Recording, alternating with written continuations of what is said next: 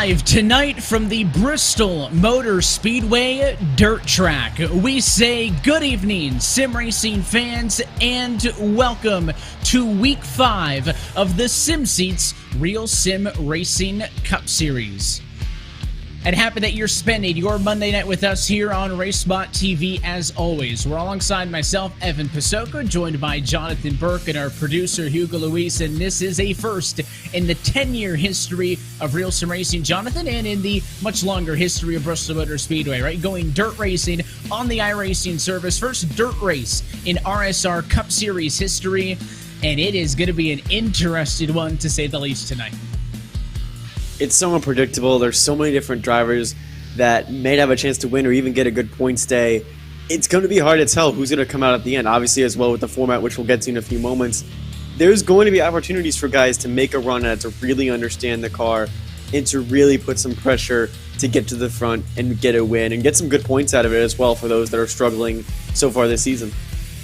Well, plenty of time to talk about how the dirt will race tonight, but let's get you caught up on where we are. Coming into this evening, Andrew Friedrich still without a race win, but atop the overall championship standings, Miller, Bowie, Eberhardt, and Phillip, the drivers with race wins this year, locked into the 2021 playoffs. Let's talk format, though. Qualifying is underway right now, which will set the grid for 4 heat races, 20 laps each, no cautions. The top 5 in each heat will advance. Then everybody else will get dumped into an LCQ that could have as many as 30 cars in it, 25 laps, no cautions. Top 5 advance. That will give us a 25-car field for our 125-lap feature. Jonathan, those who fail to make the show tonight, with 46 drivers attempting to race, that means 21 cars aren't even going to make the show tonight. They'll be given a 10-point consolation,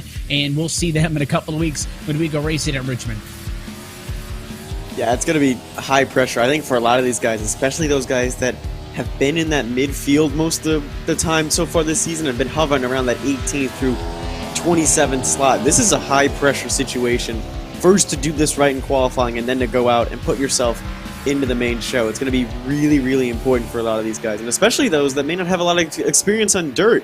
This may be a really, really stressful race.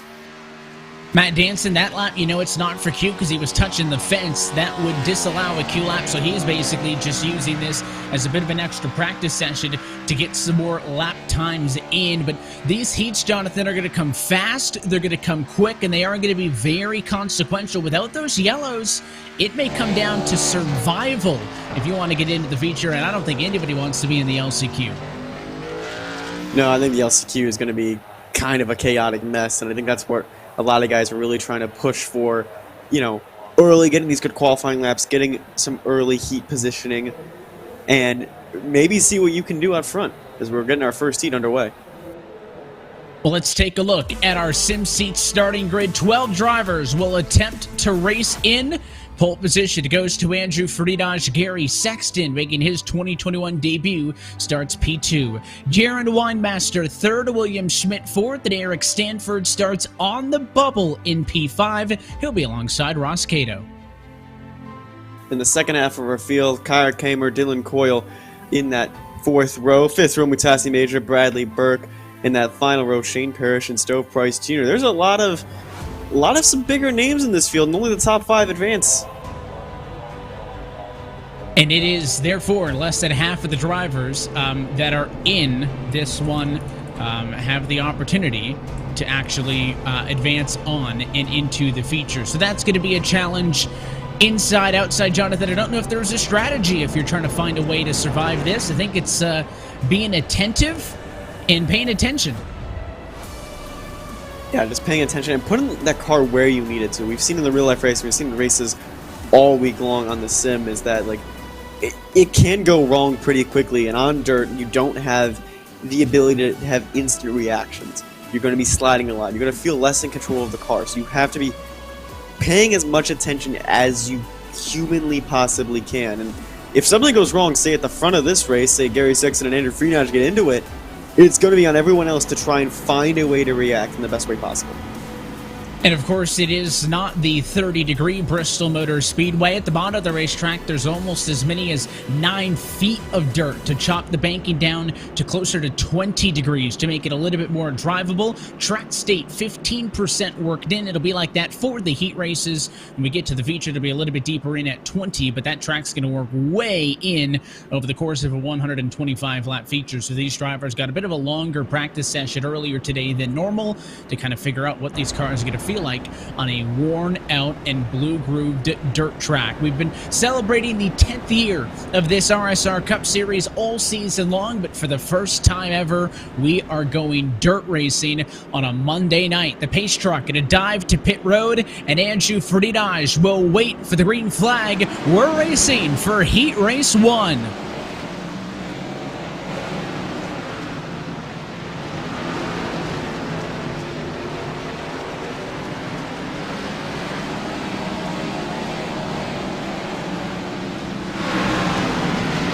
Early battle saw Gary Sexton get the upper hand, but Fridaj leads at the end of lap number 1. Yeah, he got a good jump, which I think is going to be crucial when we come into the main event later on of getting those jumps in the restart. But he was not able to capitalize. But look at the gap these two just put on everybody else in the field. Oh, that's a body slam. And it was Jaron Weinmaster up and against the outside fence, not what he wanted. He currently sits in the number 4 spot. Remember, the top 5 make it, so behind him, this is for the transfer. William Schmidt on the outside of Kyle Kamer. He'll move the 49 into P5. Yeah, I think the 49 from the start was trying to use that high line. I think that's where he's comfortable running, but right now it's not working. Kamer goes through, and now here comes Ross Cato to compete for the transfer. That was a close call.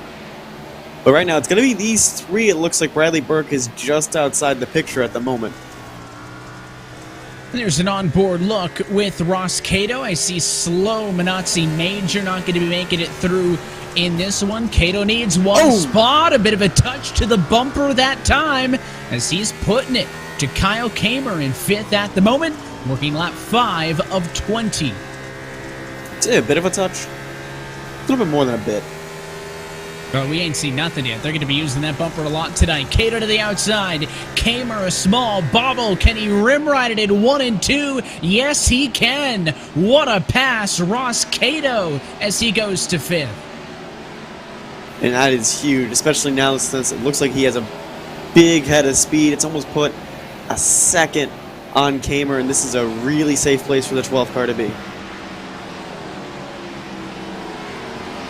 And pulling, which is exactly what he wants. An advantage. He's behind Weinmaster comfortably in the number 4 spot. Stanford in 3rd. Sexton has fallen off of Fridaj. So 1, 2, 3, 4, and 5 for the moment in a pretty good spot. It's interesting, though, that kind of all these drivers are going different spots on track, and there's that 88 car up front. He wanted to get an opportunity to change lanes for the start of this race, Jonathan. However, because it was not a restart, your race leader had to stay on the bottom. For restarts, they can choose, not for initial starts, and maybe you could see why, because Sexton got the jump on him, but it didn't take more than a half a mile for Fridaj to get back out in front. Now he's starting to pull.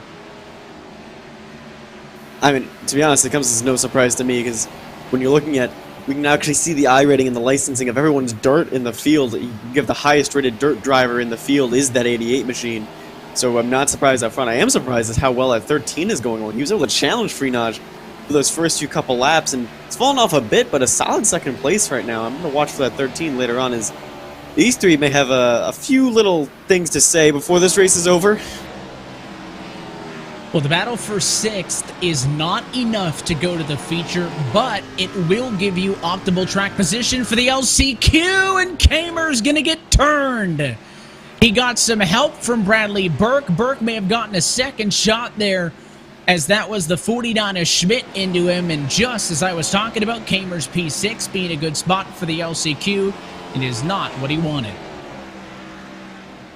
No, I think the 95 came in a little hot, and the 8 already had really bad back damage, and you can tell, like, it normally does not affect bodywork damage, at least on a dirt track, that much, but I think there was definitely something wrong with the ride, because he was falling fast, and just, yeah, 95 gets in the side of him, the 49 couldn't slow up either. It's going to be chain reactions, and we're going to see this a lot tonight, as well as cone murder, apparently.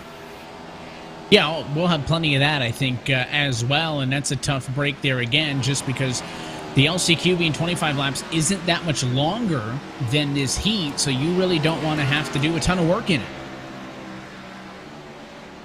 No, and especially if like we get spaced out like we did here, where everyone's kind of in their own little bubble, at least at the moment, it is going to be hard to work their way through the field, and passing is going to come at a premium, I think, because everyone's riding on this high line at the moment. That bottom looks like it's just not good enough for some of those guys to go down there. On board with William Schmidt, you're watching Burke pull away. Schmidt sits 7th, Burke sits 6th. You don't even see P5 runner Ross Cato anywhere in the shot. There he is, way down and off and into corner number 3, but a straightaway ahead of these drivers. So the Fast Forward Esports Ford pretty comfortable for the final transfer if he can stay mistake-free. And for that bottom being the place where it's starting to get grooved in, Jonathan, these guys, at least in 3 and 4, liking to get up and in the marbles on the fence. I think that's where you can maintain a lot of speed. We just saw the 49 like try and maybe prove us wrong and go to the bottom, but it wasn't enough. And here we get the back of the 95. They like the high line just so you can maintain speed and really get the car, I think, sideways and pointed in the right direction to get that run off. It's using the banking gear advantage and using, you know, the geography of the track. It's one of the highest banked dirt tracks on the circuit now. And white flag going to be in the air this time by for Andrew Friedage, who, despite the challenge at the beginning, is going to be able to lead every single lap in this heat race number 1. Final time off it into corner 3 and 4, right up on the outside wall. And Friedage get to punch his ticket to the feature, still in search of his first win this year. He wins heat race number 1. Gary Sexton 2nd, Stanford Winemaster Cato. The final transfer spot is good, and the 12 is in the show. And it was just by being aggressive at the start, doing what you do when you're all bunched up, and that's what the 12 was doing, and unfortunately come at the expense of Kyle Kamer. You can see all those drivers, Burke, Schmidt, Kamer, Coyle, Major, all going to be headed to the LCQ along with Parrish and Price. That is going to be a rough one when you get everybody else dumped off and into that one. Let's take a look at your starting grid for heat race number 2. Kyle Trudell and Sam Nieto on the front row, alongside with Agado Phillip and Adam de Blasio on row number 2. Anthony Fredericks is the bubble man, challenged by Trevin Valderrama in 6th.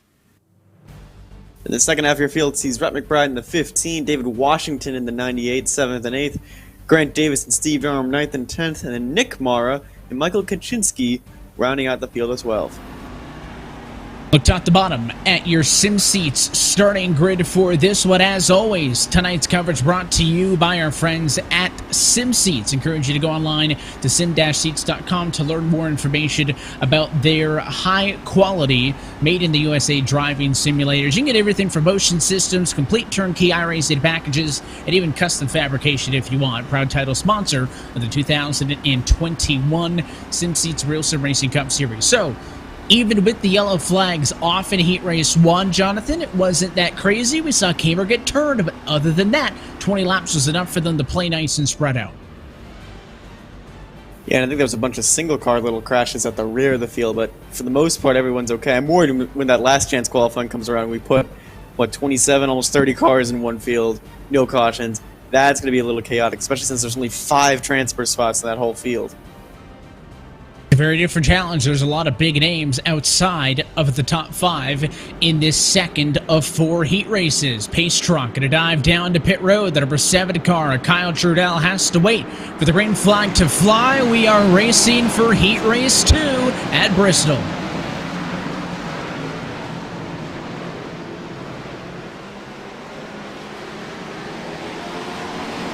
How about some 3 wide nearly off of quarter number 2? It is for the transfer spot. Fredericks on the bottom. Valderrama up on the outside. Fredericks wins out for the moment, and now it's last week's winner from Phoenix, Agado Phillip, under fire.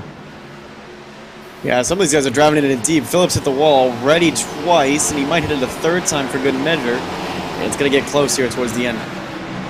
Valderrama's going to have to go all the way down to the inside, but he can't pull the slide job off, so Phillip stays in P5. And as Valderrama wants more, here comes company. Steve Durham into the mix. Rhett McBride also, but the 15 gets into the fence and loses some speed.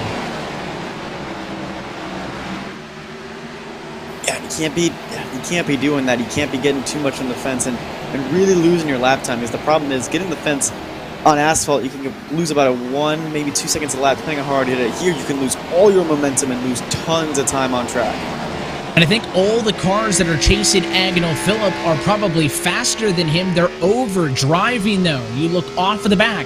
A P5 Phillip. Valderrama is getting way more sideways. You saw behind him, Steve Durham was up on the fence, nearly 30 degrees sideways. They just need to find some consistency. 20 laps isn't a marathon, but I think it's enough that if you just run your race, I think you can make up that time. The difference between 5th and 6th at the moment sits at about 5, 6, 7 tenths of a second. Yeah, you can't really overdrive the car, and you also can't underdrive it either. You have to at least put some pressure on Phil, because you saw at the start, if that 94 is under pressure, he's going to make a mistake maybe if you make him. So don't overdrive it, but you got to keep in touch with that 94. You got to make sure he knows you're there.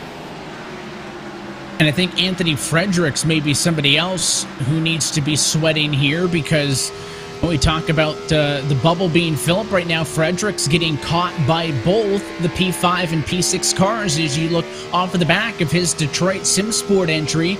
If they catch him, all of a sudden, he can become under fire. Yeah, and it'll be a really thing of debate for at least Agnell Phillip. Do I risk going under and trying to pass this 4 machine aggressively towards the end, or do I just hold the line in 5th and not risk both of our races ending, or risk myself falling out? So it's really, really tough right now what this 94 is going to do if he catches that 4 car. It looks like they were catching, but Frederick's able to pull out a nice gap that lap. Valderrama, again, looking on the bottom. The very inside just does not work, though, on the exit of the corner, and I think that's where the missteps have been coming from the O2. There's a lapped traffic battle in front of the race leaders, so that could become interesting. Nick Mara, Michael Kaczynski going a lap down. Your race leader is in it. That's the 2 car. So Nieto's going to get worked over. He's into the barrels. Sam Nieto from the heat race lead got hit by a lapped car, crashed into the barrels, and is heavily damaged. And Valderrama's around. Valderrama's involved. Durham is involved. What is happening in heat race number 2? They had just passed him. Valderrama had just passed Nieto, who was leading the race, to take the transfer spot. Then he self-spun. Here's how it started. Nieto into the lap traffic, a small touch by de Blasio. That's where the 2 cars hurt. Here comes Phillip. Phillip goes to 4th. Valderrama goes to 5th. They're in, but then the O2 overcooks it. He spins, takes Nieto and Durham. Yeah, it's a bad place, because you saw Kaczynski hit the wall in front of the 2 and then come back down, and the 21 really had nothing, like nowhere to go but back into the 2. And unfortunately for Sam Nieto, that's going to hurt a lot, because he was leading out front. He was putting down sub-17 second lap times, or sub-18 seconds. He was 17.9, which is a really good lap time to be at. And now he's going to have to work his way to the last chance qualifier. And now Kyle Trudell and Rhett McBride, the real benefactors from this. And you're on board with Kyle Trudell. He's now the bubble driver, and this is his view of all of the chaos that transpired. Yeah, he's up into 2nd. He has de Blasio in front of him. He tries to split these lapped cars. And I think something's going to happen right around here. He finally gets clear, and then he has to I think he has to let up for something. Let up for someone.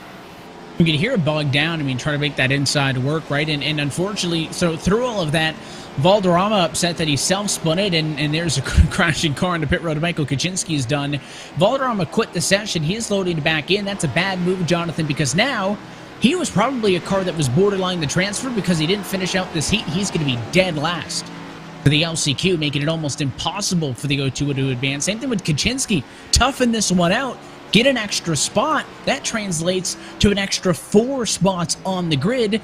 for the LCQ. So the drivers involved in the incident's frustrated. They're only hurting themselves long term, though, as your new leader in all of this, Adam de Blasio, sees 2 laps to go. And don't make a mistake there, de Blasio. Like, that's the other thing. You have to be good at making you're sure you're driving well and you're not making a mistake, because that's a really tricky part about dirt racing, is keeping yourself consistent and not overworking yourself, not overworking the car, just being smooth. He has some traffic, which might spook him a little bit, but he has the gap back to second place to not have to push the car too far. He'll pick the top side, and from 4th on the grid, Adam de Blasio gonna lock up grid number spot 2 for the feature. He wins Heat Race 2. Anthony Fredericks in 2nd. Rhett McBride in 3rd. Agnell Phillips slides, but holds on to 4th. And Kyle Trudell, P5, all going to the feature. And those in the last chance qualifying: David Washington, Sam Nieto, Nick Mara, Grant Davis, Steve Durham, and Michael Kaczynski and Trevor Valderrama. They're going to have their work cut out for them. At least those 2 at the bottom of your screen right here. They're going to be coming from the rear of the field, only for 2 top 5 spots. But let's take a look at your starting grid for Heat Race number 3. Trevor Trigo on pole position for this one, alongside number 23 of Matthew Barra in 2nd. And Chris Rabel will roll from 3rd. Eric de Blasio going to try to do what his brother did, as he rolls from 4th. And Liam Sheen, the bubble, just ahead of Gary Weaver in P6. Brandon Bowie in P7, James Ross in P8, Sean Kalist in P9. Michael Laraya, hoping that he doesn't share the same fate as his teammate and having to go to the LCQ in 10th, and then Joseph Tice as well in 11th. So Flat Out Motorsports, they got their work cut out from not only in the C, but in the LCQ. They're ready to do it again. I feel like I must be partially responsible, because on the grid for that last one, I was saying, no, even with the yellow, we really didn't have a lot of chaos. A couple of, 1 or 2 car clashes, a couple of self spins, but really nothing too wild. And in that one, we had, I think, 4 of the top 5 cars crash within a lap of each other. So who knows what's in store for Heat Race 3. It's a really interesting field, too, that we have here. A very kind of weird and unique one. You have Trevor Trigo, who we have some of these newer guys, Trevor Trigo, Chris Rabel, who've been putting in some good years so far this year. And some of the regulars like Liam Sheen, Michael Laraya, and Brandon Bowie, some of which have won races. It's a weird mixed up field, this one, that could produce a really entertaining race. We're just going to see, where does this chaos start?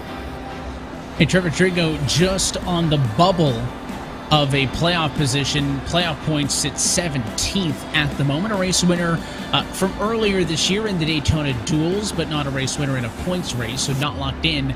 The difference between he being in and out of the playoffs, if it started today, would be 1 point. The difference between he and Joseph Tice. Tice has started 1 less race than Trigo, so he has to assume that if Tice can make an equal amount of starts, he's going to have his work cut out for him. Good opportunity to make some noise here on Bristol Dirt by starting up front in this 3rd heat and potentially locking down a good qualifying and pole position spot maybe for the feature race a little bit later on. So this one has 11 drivers. The rules stay the same. 20 laps, no yellows. The top 5 going to go racing in tonight's 125 lap feature race. Pace car down and in. Trigo in control. The top's been better every single time. Is it going to be the same in Heat Race 3? No. A huge bubble by Mara. 3 wide to turn 1. Almost 4 wide. Brandon Bowie was getting very, very excited. And Mara's now on the wall. This is going to be chaos on these first few laps. Everyone can see you can grab a transfer spot now if you really want to whisk it. Oh, what a big slide there. Eric de Blasio just got nicked, and he's going to slide way back after a failed slide job came from Rabel. 3 wide now for the transfer, with Bowie stuck in the middle of that group. They will figure things out for the moment as they snake through the corner. Liam Sheen on the very outside will move his way through, but he's under fire. Rabel bouncing back quick, and now Eric de Blasio looking to the inside ahead of Laraya. He gets a little bit loose on his own, and they both lose a ton of time. I was about to make the comment that Laraya has been the only one so far to really make that bottom work, and then Eric de Blasio came in and had a little bit of contact with him, and that's going to hurt all 3 of them, really. Now de Blasio's the only one at risk. Liam Sheen has a comfortable bubble to run his race in.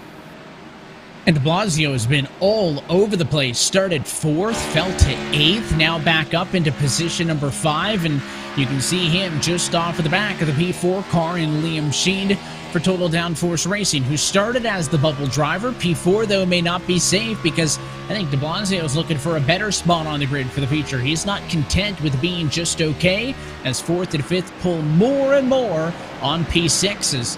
Brandon Bowie is just putting it in the fence back there, way overdriving it, trying to catch these guys. I think they may be able to safely fight for 4th. Yeah, you might want to knock on all the wood, because we were able to say, like, oh, those top 5 look safe last race. I'm going to get it out of the way, and we'll make sure we do it now. Anything can happen at Bristol. Certainly anything can happen at the Dirt Bristol Motor Speedway, and you can look back at the battle for the best of the rest there with Michael Araya in P6, ahead of Bowie, ahead of James Ross, ahead of Gary Weaver. Weaver struggled starting 6th in this one, but falling down to 9th. Everybody else has gone the right direction, and I feel like the 1.5 second difference from Laraya up to de Blasio means that if any of these cars want a second shot, somebody up front's going to have to make a mistake, as that was Ross just pounding the outside wall in 2. Can't get that thing to rotate like he wants. No, I think that's the problem. You're watching these onboards, and normally when we go like a dirt track racing, you want to turn in and kind of turn your wheel for a little bit of understeer. These cars are a lot heavier than you think of a sprint car or even like a big block modified. They're really heavy. You're still turning it as you're getting into these corners, and you're only correcting it a little bit of the way out. You can see Trigo here now straightens it out.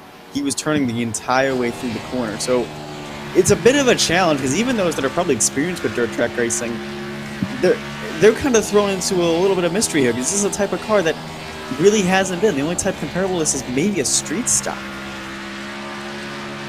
Yeah, they just drive strange, right? I mean, you take a dirt late model out here, it ain't going to really drive like a cup car does, especially we saw that over the course of, I was going to say the weekend, but earlier this afternoon, right, where the cup cars had to be very careful on the throttle. In sim, they drive like a proper dirt car, right? A lot of throttle, trying to make it turn, but still ain't built for it, so not necessarily perfect past halfway now. In this third heat race, Mara trying to chase down Trigo, but 1, 2, and 3 sit exactly where they started, with Trigo leading Mara, leading Rabel. Yeah, and Trigo is someone that already caught my eye, because I noticed in practice he had second fastest lap behind Freenage. He has one of the best ratings as well on dirt track in this series.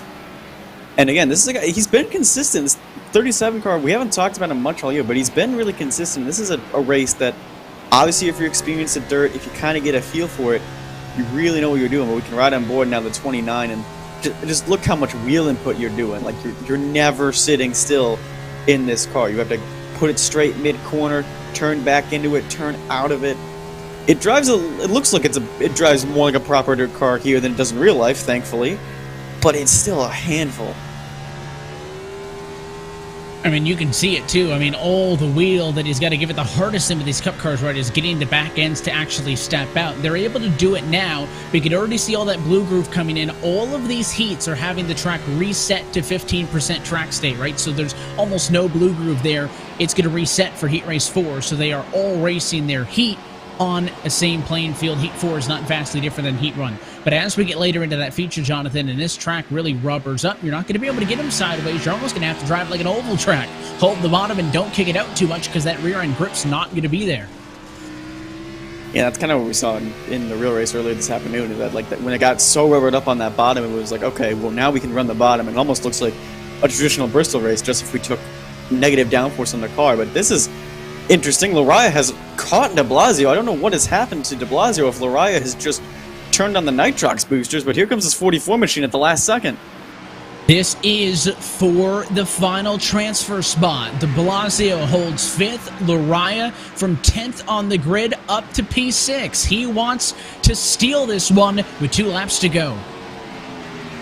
I mentioned earlier, Laraya was one of the only guys to really make that bottom work. If he wants to put pressure on this 11 machine, he's going to have to do it on the bottom, but that was a big mistake. Look at all the time he lost.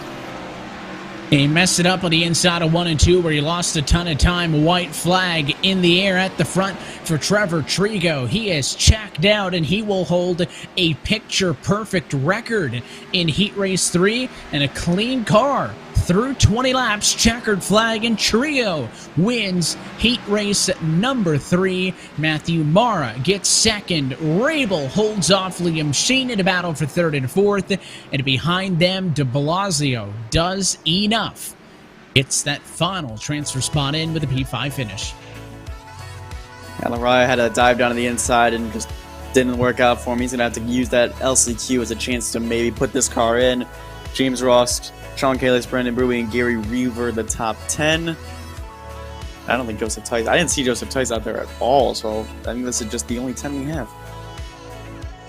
One more to go. Heat race number 4. Thomas George will start this one from the front alongside the number 84 of Garrett Hess in second. Marius Leszczynski will start from third along with Matt Danson rolling from fourth, and the bubble driver is Daniel Eberhardt. Nick Silver, first driver on the outside, looking in. He's P6.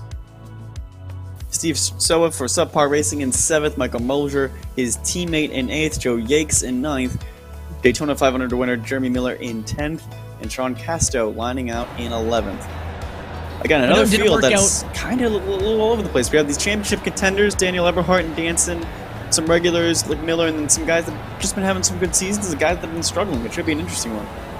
Yeah, I don't know if they're going to look at the end, but that is a nice-looking run number 4, if I do say so myself. I don't know how the subhard cars are going to finish, but they look good. And as the guy that paints them and is biased, that's all that matters, right? Are you getting the photo now? We'll get it plenty after. But if the car looks fast, it goes fast, right? That's a science. I thought we put the RaceSpot logo on it. It goes faster. Okay, so that's why it's on Dylan's car. That's why I put it there. Well, it hasn't worked out that well for him so far this year. He's not our in-race reporter, so I can beat up on him a little bit because he junked me in the IROC race last week. So this is what we call payback. So we'll see. Maybe if those two cars don't advance, we'll get some RaceSpot logos on it. Maybe that'll help him. Would we go next Cup race in a couple of weeks? By the way, we got some time off, an off week in IROC race and Cup Series action. Not back until Monday, April the 19th, when we stick with the short track theme. And we head out to the virtual Richmond Raceway. Pace car, get it down and in this time, though. Thomas George looking to repeat on what we just saw at a Trevor Trigo. He wants to go pole the checker. He's on the inside for the restart. It is the final heat race of the night. Heat race number 4 is green.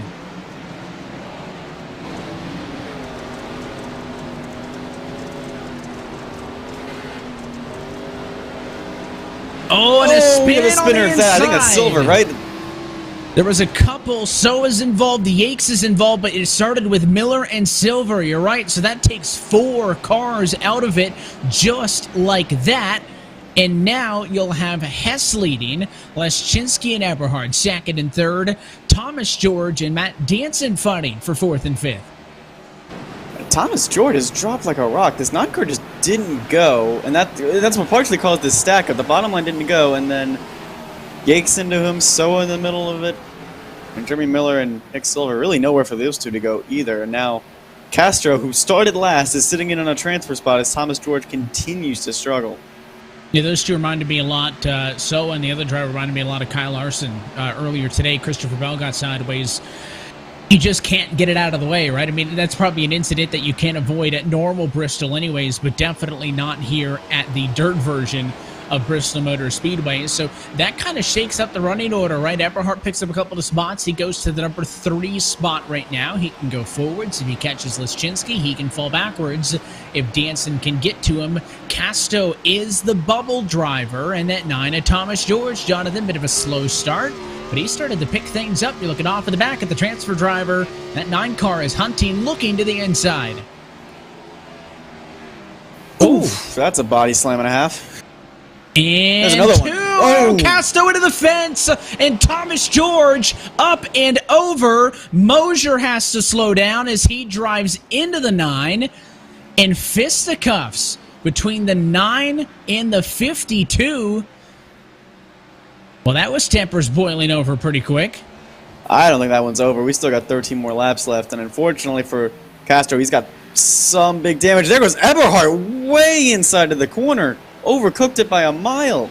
Oh, and into the fences. Oh, they're going to wreck. 4th and 5th are wrecking on the front straightaway. 3rd and 4th, sorry. These cars are way ahead of the transfer, but those 3 cars for 2nd, 3rd, and 4th got all into each other. Somehow, they keep it straight, and now for the transfer. Casto is damaged on the outside. It's a slide job for Michael Mosier. And the 54 now up to 5th, sits on the bubble. Here's the second look at that chaos at 1 and 2.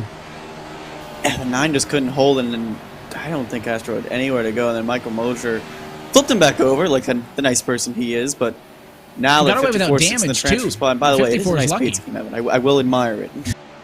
I appreciate it, right? I think the Mountain Dew colors look pretty good.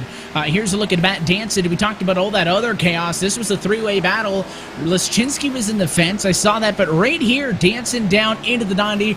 Jonathan, if those cars spin all the way out, they're out of the feature, right? They do not have enough time to kind of back them up, turn them around, and get going. They are very fortunate that they were able to catch those cars and keep them straight. That could have been disastrous. Kind of want to think like that was I know that was an accident on Matt Danson's part, and maybe even on Eberhardt's, but I kind of think that was a little subtle, like, yo, what the heck, man? As I don't think this one is over. Castro's continuing to fall back. Here's George. Oh, there we go again. And Thomas George is not happy. Just said over the radio that's the 2nd time. Sean, I think Castro is going to slow down to let him go and park it, but Thomas George took a bit of a swipe at him there, so he's not happy. And again, I stressed this in Heat Race 2. We saw some drivers get wrecked. They got frustrated and parked the cars. Finish out your heat because it will determine where you start for the LCQ. And now Soa goes up to P6. Not enough to make the show. He's 5 seconds behind the bubble car, but Soa and George, 6th and 7th right now, could be in a good fight for the LCQ transfers if they can maintain. Yeah, and this fight's not going to be over either because this is a 4-spot position, as you mentioned earlier. Soa's going to be starting in the transfer spot in the top 5, whereas Thomas George is going to be in 8th. Better than some of his other competitors, but he definitely wants to start in that top 5, even though we had a rough start towards the top of the field this race. Here's a look at the battle for P6, and again, George has had a rough one. Soa just got involved in that accident up front, so both of these cars, yeah, you probably want to fight, because I think the P6 in Heat Race 4 means whoever finishes 6th here will get 4th for the LCQ, and we're only at the top 5 advance. So this position battle, Jonathan, could be big, right? I'd much rather start 4th and 8th when we're only taking the top 5, and a bit of a slide job there.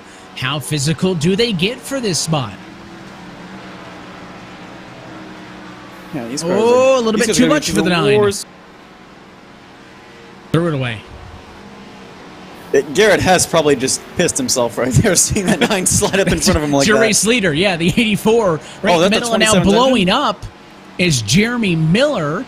Some of these drivers knew that engine temperatures were going to be a concern tonight, and I think for the 27, it's from damage, not from overheating issues, but he's trying to limp that thing home to try to get P8, and now Hess getting around Soa as the lap traffic.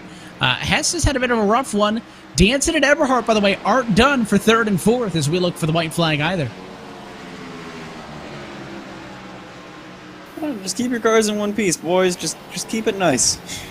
Easier said than done, I think, especially given some of the names in the field. One driver who has, though, is Garrett Hess. Started 2nd, took to the race lead early. He's going to get a little bit too much fence that time, but it doesn't matter, and he will cruise to victory, winning Heat Race number 4. Leschinski finishes 2nd. The battle for 3rd. Danson hangs on atop Daniel Eberhardt as they were side by side. Mosier going to come across the line. He locks in the final transfer spot as the last car on the lead lap. And those would be the 5 drivers moving on. Thomas George steals P6 from Soa late. Jonathan, they're headed to the LCQ. Same with Miller, Castro, Joe Yakes.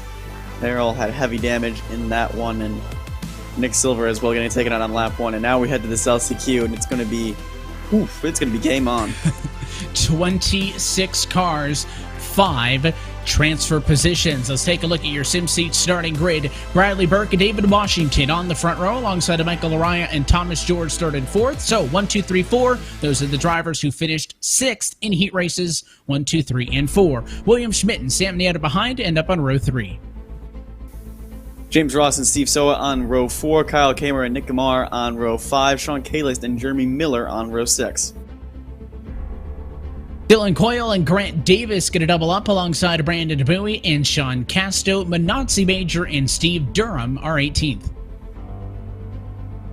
Looking down the field, Gary Weaver in 19th. Joe Yates rounds out the top 20. Shane Parrish in 21st. Michael Kaczynski in 22nd. Joseph Tyson 23rd. And Nick Silver's got a long way back in 24th. And there are the final two. Stowe Price Jr. and Trevin Valderrama at the rear of the field. Only the top 5 transfer, Evan.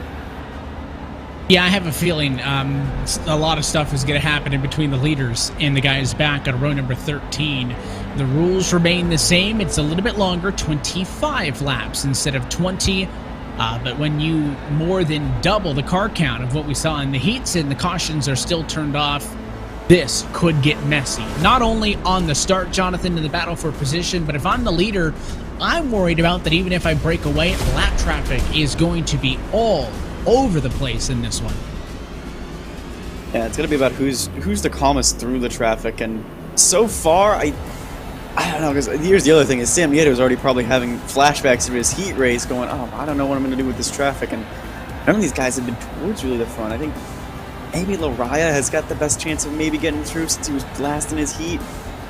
We'll kind of see. A lot of cars with speed back in traffic because of incidents they were involved in. Is 25 laps enough for them to get their way through traffic? That is assuming they keep the cars clean in the first place. It could be a preview of the feature. 26 cars on track at the same time, fighting for the final 5 spots in the main event. Green flag flies. This is the LCQ. Oh, they're already 4 wide, and they're already stacking it up behind. There's a lot of contact there. 4 wide. The inside was going to be the place to be. Now look at this. Coyle gets a shot for the 34. Looks like some more drivers beating and banging. Nobody reckoned quite yet, but they're doing their best. There's Soa, there's Coyle, there's Miller, all out of a transfer spot right now. Wawa tries to block Sheets, but Sheets gives... Well, they give each other enough space. They're trying to give as much space as they can, but when you run out of space like the 14 and the 8 are, that's tough. 4 wide off of turn 4. That's not going to work. That's Bowie on the very inside. Coyle gets a bit of the fence there, and a little bit out of shape. And at this point, even if these cars are hanging on, Jonathan, they're wasting so much time fighting each other. Your leaders have broken clear and away from all of this. Well, here's the problem. The transfer spot hasn't, because Thomas George is still leading that group. They can't see Sam Nieto anymore, but they can still see that 9 car. He's still right there. A lot of cars back there missing front ends. Thomas George is the bubble man in position number 5. It was a late decision to expand the LCQ from the top 3 to the top 5. That could be a world of difference if Thomas George 5th and Sam Nieto 4th finish there, because without that change, they would have been going home. Instead, revised schedule puts them in, and now a bit of an advantage, George over P6 Jeremy Miller. Now, you remember lap traffic is going to play a key, and I think that early fighting has caused some guys to drop back. As here's a nice fight on the edge of the top 10. Ross and Coyle putting it all on the line. Dylan's really liked the bottom, but it just hasn't been working today. And there goes Mara, I think, to the inside wall. And Mara's having a rough go. There's RaceSpot's own Dylan Coyle putting in some work from position number 11. Once we got through that first melee, when things open up, drivers have the opportunity to make up some stuff. You can see Dylan got too much fence there, had to lift out of the throttle, not what he wanted. Some of the cars up in front opting to go to the inside, other cars opting to go on the outside, and some opting to park it, calling it for the night. It has not worked out great for everybody in the field in this one. And Bradley Burke now really starting to struggle. Guys, the 95 was in 4th just 2 laps ago. He has slipped out, falling down now to position number 6, 7th now in the running order. So Jeremy Miller now in a transfer spot, P5. Morning of lap traffic played a role. He got some damage, and now George and Miller are sitting right at the edge. And I can also see Sam Nieto, so all of a sudden this top 5 is starting to close up. And Washington and Lariah are also getting close. Ooh, the two good to know really that sideways. they can see people, by the way, because I can't really see them in turns 3 and 4 with all the dirt and dust up and in the air. And here's what it looks on board with Miller in 5th, but continuing to wanting to push it and getting a lot of fence that time. That little bit of damage each time is going to build up over the course of this LCQ, but he is pulling away from Burke in P6. So at the moment, all is well for the 27 team. Lap traffic up the road in the 87. He'll slice down to the inside to avoid. The other thing to consider here, Evan, is also the track state. We mentioned it is the same as the heats, which is great and all. However, there's twice as many cars. This track is going to deteriorate and change at almost a much faster rate, so these lines are going to change, and you can even see how it's affecting some drivers. Some drivers are starting to come on now and get really strong, and some are really struggling as it changes.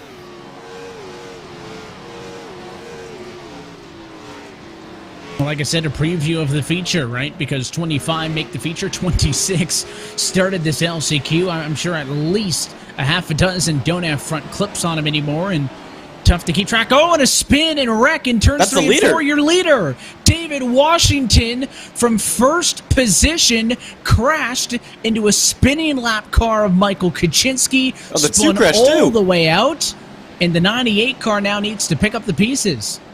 I think Nieto got involved in it too. There was a whole chain reaction. Lariah got some damage as well. Here's Nieto on board. Don't hit your teammate. Oh, well, he didn't hit his teammate. Oh, my goodness gracious. Huge damage. Nieto probably done with that hit. I think Washington can at least try to drive it. Nieto has fallen down to 8th position. Washington somehow already back above the cut line P4, but what did I say on the grid? Lap traffic, lap traffic, lap traffic, and your top 2 involved in an incident there. And that's unfortunate at the first time to Suez, and unfortunately, Sheets and Wawa are getting into each other. And so, thankfully, a cone was spared. Yeah, they gave each other space earlier, not that time. As we take a second look, Dylan Coyle, self-spin on his own. And there's a hit by the 5 car, and Steve Soa, with nowhere to go, does his best to avoid.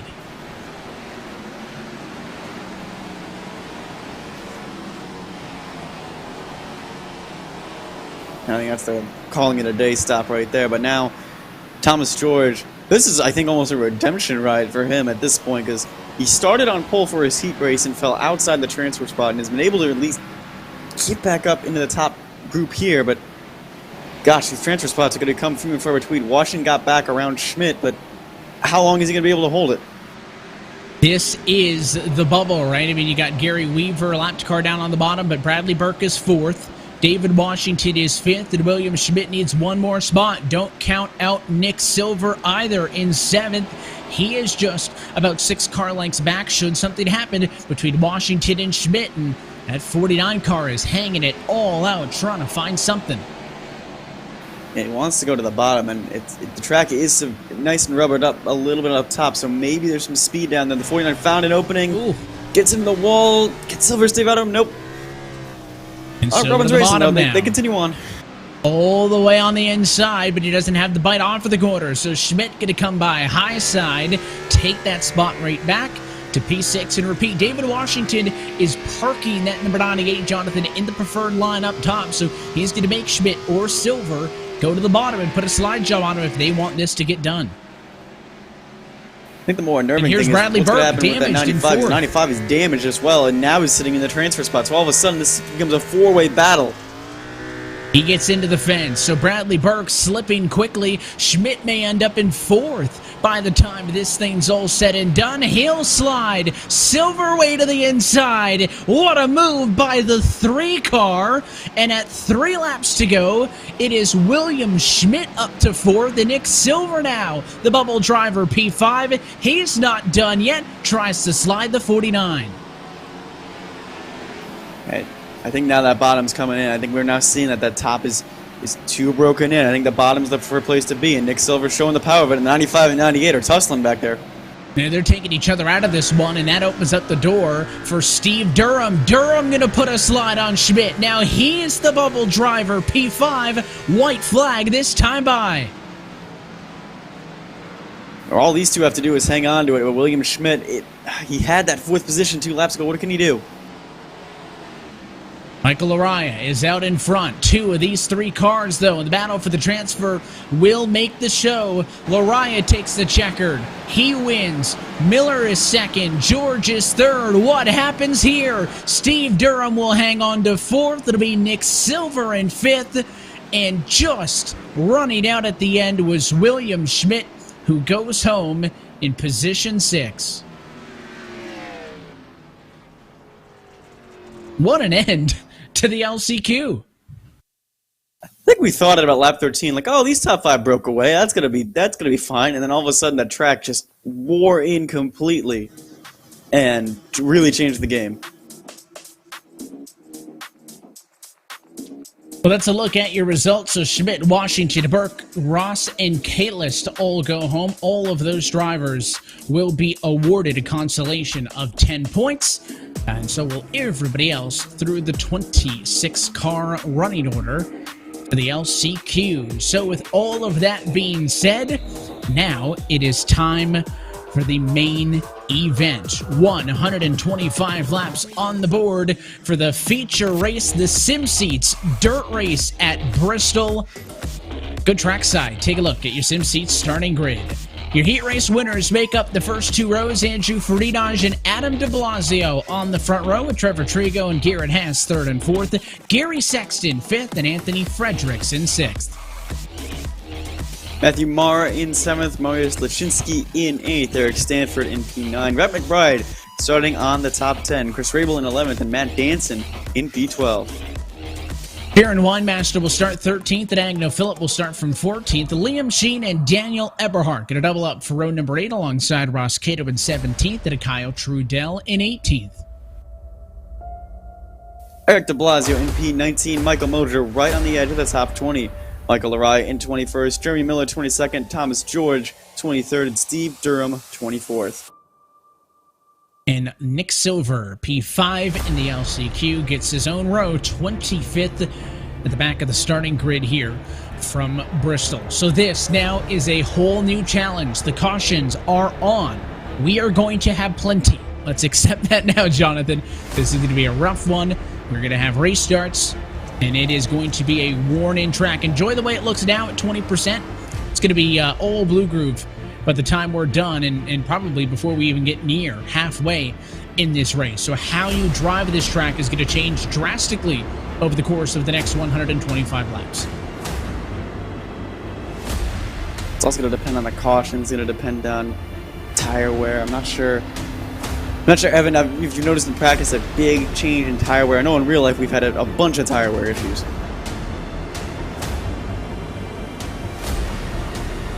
And the lights on top of the iRacing.com pace truck are out. We are going dirt racing from Bristol Motor Speedway. 5th race of this SimSeats RealSimRacing Cup Series. We have seen 4 different race winners in all 4 points races this year. 7 different race winners in all 7 races that have happened this calendar year.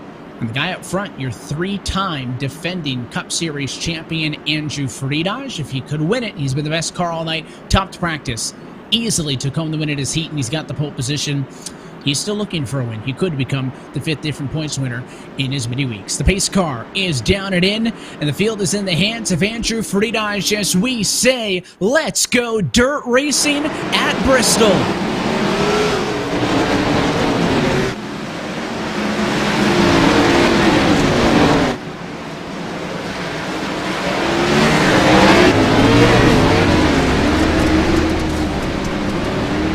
Matthew Mara got shuffled out of line. He'll go from the top 5 to probably the high teens in the blink of an eye, just like that, but he hangs on.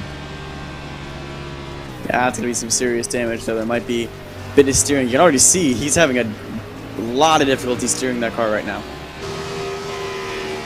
1, 2, 3 have broken away, but nobody else has. On board with Fredericks in 6th. He'll put a nice slide on Matt Danson, the 15 car of Brett McBride. Going to follow him through the outside, carries that momentum early. Yeah, I'm thinking this outside line is going to wear off probably around lap 20, maybe even 30, and we're going to start to see a little more dynamic lines. I don't think you're going to be able to hold it up there. It's definitely the preferred line early on right here. You can see the track with some worn out groove kind of on the bottom and the top, and the middle is a little bit dirty. Once that old blue groove's in, you're right, it is going to be much more dynamic, and for the cars mid-pack, hard to kind of figure out what's going on, hard to see where you are. Front of the field, a very different story from those mid-pack, but at least off of the get-go here, Friedrich dominating an early 2-second lead.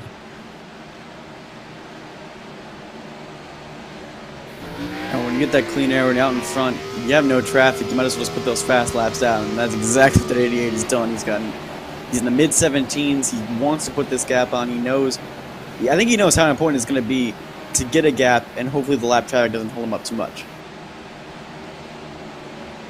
You can see a big slide, a little bit of over-rotation for that black and chrome number 15 of Rhett McBride. Jared Weinmaster going to take a shot at him. That'll check up the 48 machine, and Mariusz Leszczynski will slide through with a 03. Everybody now migrating up to that middle, the high line.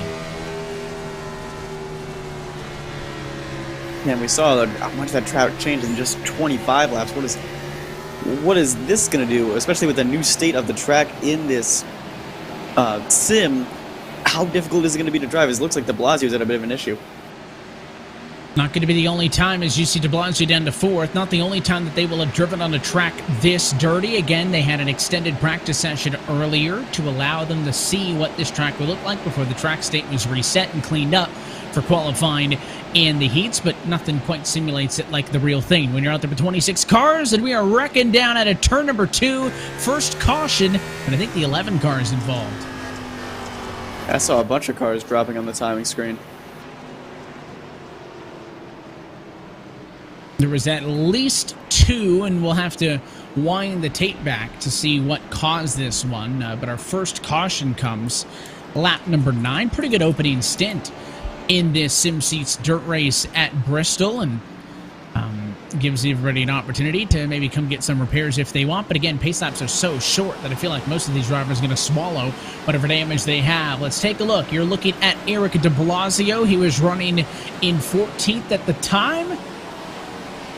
And a bit of a touch there with Daniel Eberhardt, and then down and across the nose of the 7. A close call there for Lariah, because he was 3 wide and almost came down into the 11, and then, yeah, that was a close call. My question is, what other chaos went on? Because we saw the 54 in the edge of the shut. All of a sudden, Michael Mulder doesn't have a front bumper. So there was plenty of other chaos going on. Yeah, Thomas George has claimed responsibility for the incident, so there was another incident with the 9 of George at the same time. Do you think that's the one that brought out the caution, and not the one on the bottom of the racetrack? Because we saw that happening, and it didn't call it at first. He went all the way around. They happened very close at the same time. Gary Sexton piled in. Here's what happened to the 9. And that was on his own. And at that point, Mosier was already missing the front end, so that 54 had to have gotten a big lick of damage, and that contact had to have happened prior to that happening. Maybe not that prior, but maybe a checkup a lap or so before. Yeah, I'm wondering even on the start, maybe that's where that one came from, but I think I saw the caution lights come on right as the 9 got around, so I'm wondering if it's saying he was the one responsible for the caution, which does make sense because he also lost spots after he spun. And he did claim responsibility, so he will accept an end of the longest line to penalty, and that'll shuffle out the running order for this restart. Lights on the pace car are off. It is a 2-wide restart. Andrew Friedrich finally gets his wish. He gets to choose which lane, so he'll move all the way up to the outside wall. It's a restart with 13 laps down.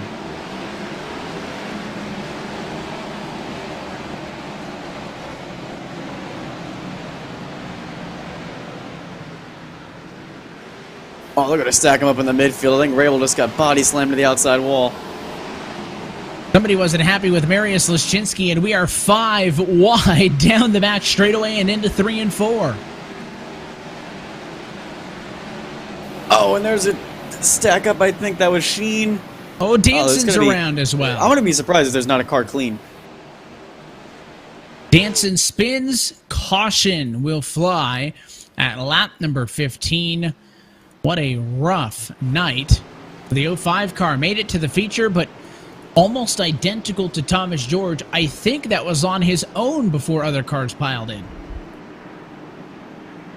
I mean, it's going to be hard to tell because that whole stack up on the restart just prevented that. I wonder if... Yeah, it's going to be on his own, by himself, and Trudell, Winemaster, Silver... Almost Jeremy. Got a whole bunch of people hooked up in that one, so second yellow pretty quickly off of the bat. We did get a lap in, though, I believe, off of the restart, so restarts will stay side by side. Normal restart procedures in effect for this one, that all restarts will be side by side unless otherwise noted in the exception of a yellow within one lap of the restart. We talked about it being hard for cars to get fixed. There's a look at Michael Mosier.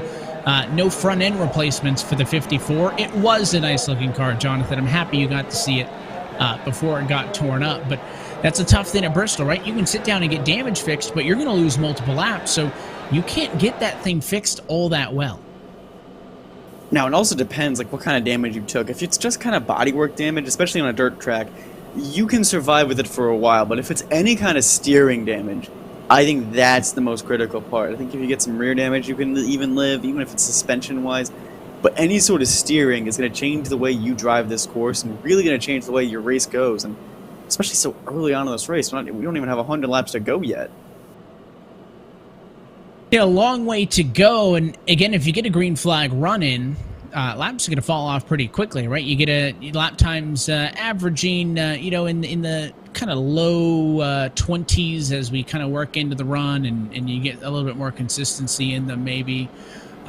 You can very easily, therefore, you get 3 laps in every minute. You go 20 minutes or 20 laps or so, right? And it happens that quickly, right? You get, 60 laps in 20 minutes, right? I mean, it can happen quickly.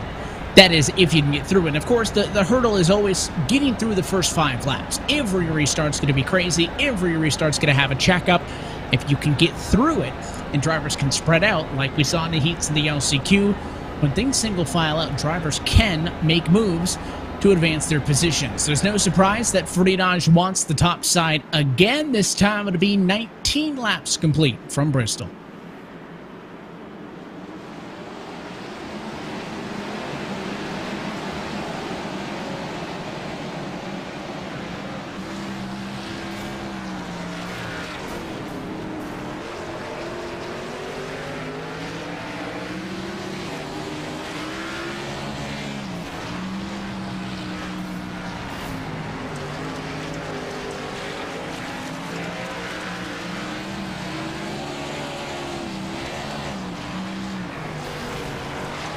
Spinner, it's here we go. We're Silver spinning already. in turn 2, the 3. I think he got tagged from the rear because you could see him way up ahead on that onboard. I think he just got a little bit of a tap.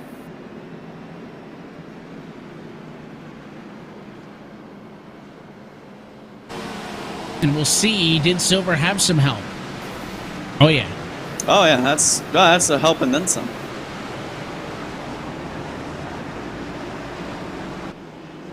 Asked if you can lend a hand, and he lended a bumper and a hand. Yeah, he gave him a nudge and then some, and turned him around. Thought maybe that was going to be one that we got away with because it was only one car that spun around, but Silver was around on the racing surface. Mariusz Oszczynski will claim responsibility for the incident. That'll net him an end of the longest line penalty, and eventually this restart now will come with less than 100 laps to go by the time we get to it, Jonathan. If drivers start getting involved in multiple incidents, then they're going to start getting black flags, right? They're going to be sent down a lap, and they don't want that. So I would think you would want to be timid. We kind of saw with Mara on that restart, like, what do you do on those restarts, especially from the middle of the field? Because the problem is you want to put the throttle down, but you spin the tires and you don't get going like you would in a normal race car, or even at a normal dirt track. Like, at a normal dirt track, you get the opportunity to restart coming out of the corner. Here, we're waiting all the way until we're all straight away. It's a lot more difficult of a restart, and that just kind of happens. Everyone getting stacked up like that, there's nowhere for them to go. And as soon as you get 2, 3 wide, 4 wide. You're not getting out of that, right? For at least a dozen laps. So at that point, you have to hope that these drivers can survive it. And the tricky thing is, if you're 3 wide, Jonathan, if you say, listen, I don't want to do this right now, I'm going to back it off and take it easy, you're going to get passed, right, by 6 cars. So you have to drive like everybody else is driving. Otherwise, you could be smart, but you'll lose half a dozen spots, and the yellow will come out a lap later anyways. That's why it takes everybody to find a line. And had a pretty good opening run. Got those 10 laps in and things were able to spread out. But it's that first throw off it into 1 and 2, where if there's cars touching then, you know it's going to be messy. Yeah, and the other thing is people getting ambitious in that midfield. They want to get up towards the front where it is a little bit less messier. We already saw in the heat races they were going down 2 and 3 wide, going into 1 and 2. That's going to continue happening as the night goes on. And you're mentioning penalties. I'm more worried about the state of the car because there's about 5 or 6 of them now without a front bumper. The Modifieds are hosting their own race towards the rear of the field. Garrett Hess saying over the radio that it drives like a Pro 2 Light, which would make sense, right, with a rear-wheel drive. So driving like some trophy trucks out here on the dirt. No changes again for Dodge selecting the outside. It's going to put Trevor Trigo down to the bottom. A couple of big movers, though. Daniel Eberhardt, 16th to 7th. Jeremy Miller, 22nd to 10th. So there are a lot of drivers making some moves through the chaos. I think a lot of that, though, is more so attributed to avoiding the wrecks than maybe making passes. But we'll see how this one plays out. Bit of restart, 99 laps to go as the field comes to Barney.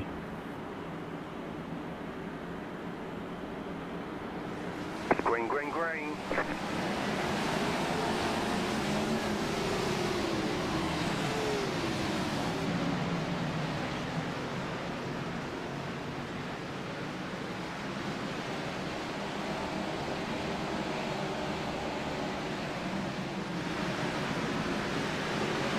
A little bit more reserved, I think, from everyone on that restart, although now that I say that, they're 3 and 4 wide again.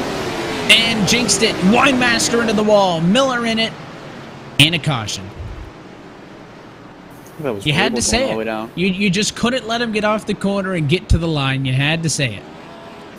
Look, it looked good. It looked a lot better than the previous 2 restarts. You have to admit. And I think watch the 29. They're fine. They're fine right there. Just a little bit of an overcorrect.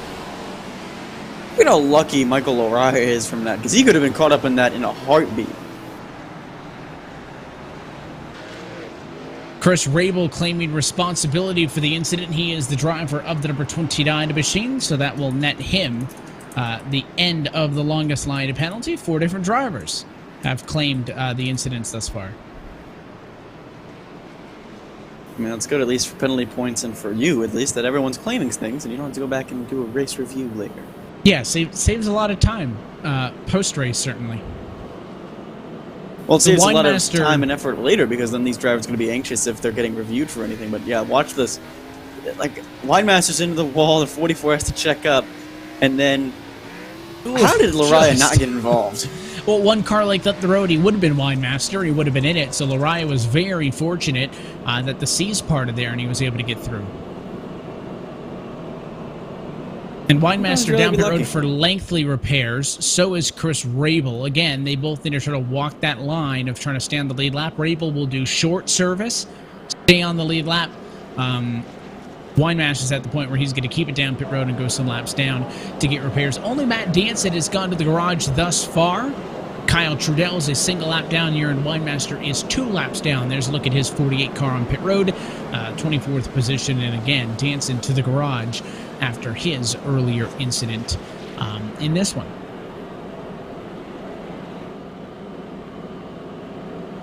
Yeah, I think everyone's still getting at the jitters. It's kind of like whenever you see like a restart for a long red flag, and even in real life, that everyone needs to get these jitters out. It's a long race. We don't have those short 20 laps we can see. We don't have a smaller field. It's going to be interesting.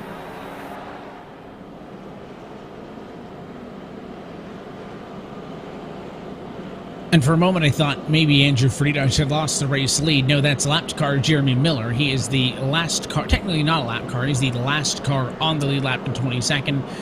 So when the lights go out on top of the pace car, he'll get away by in his Root Racing Designs car. Will cycle back all the way around to the end and get to the back of the running order. Your cars up front have been clean, right? I mean, in the heats, we saw that the chaos was everywhere. In this one, it seems like if you're top 6, maybe you're safe. Because everything back from there is kind of where it's the crapshoot.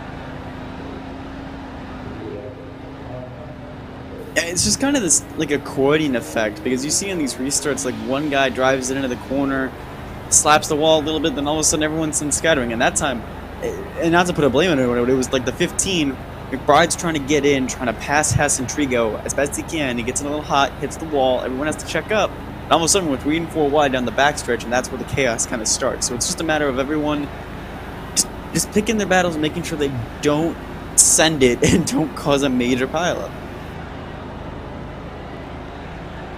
Pace car down it in this time. Freenage once more on the outside. This time the challenger to the bottom, though, going to be Eric Stanford from 9th on the grid. What does the 19SK Sim Racing Ford have? He's side by side alongside of the battle for second up top.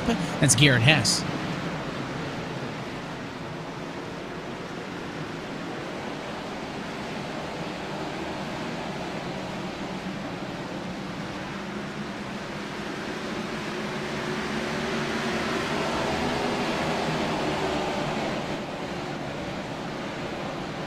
Everybody up and high and into the wall, and Gary Sexton misses the corner in turn number 1. That'll stack everybody up.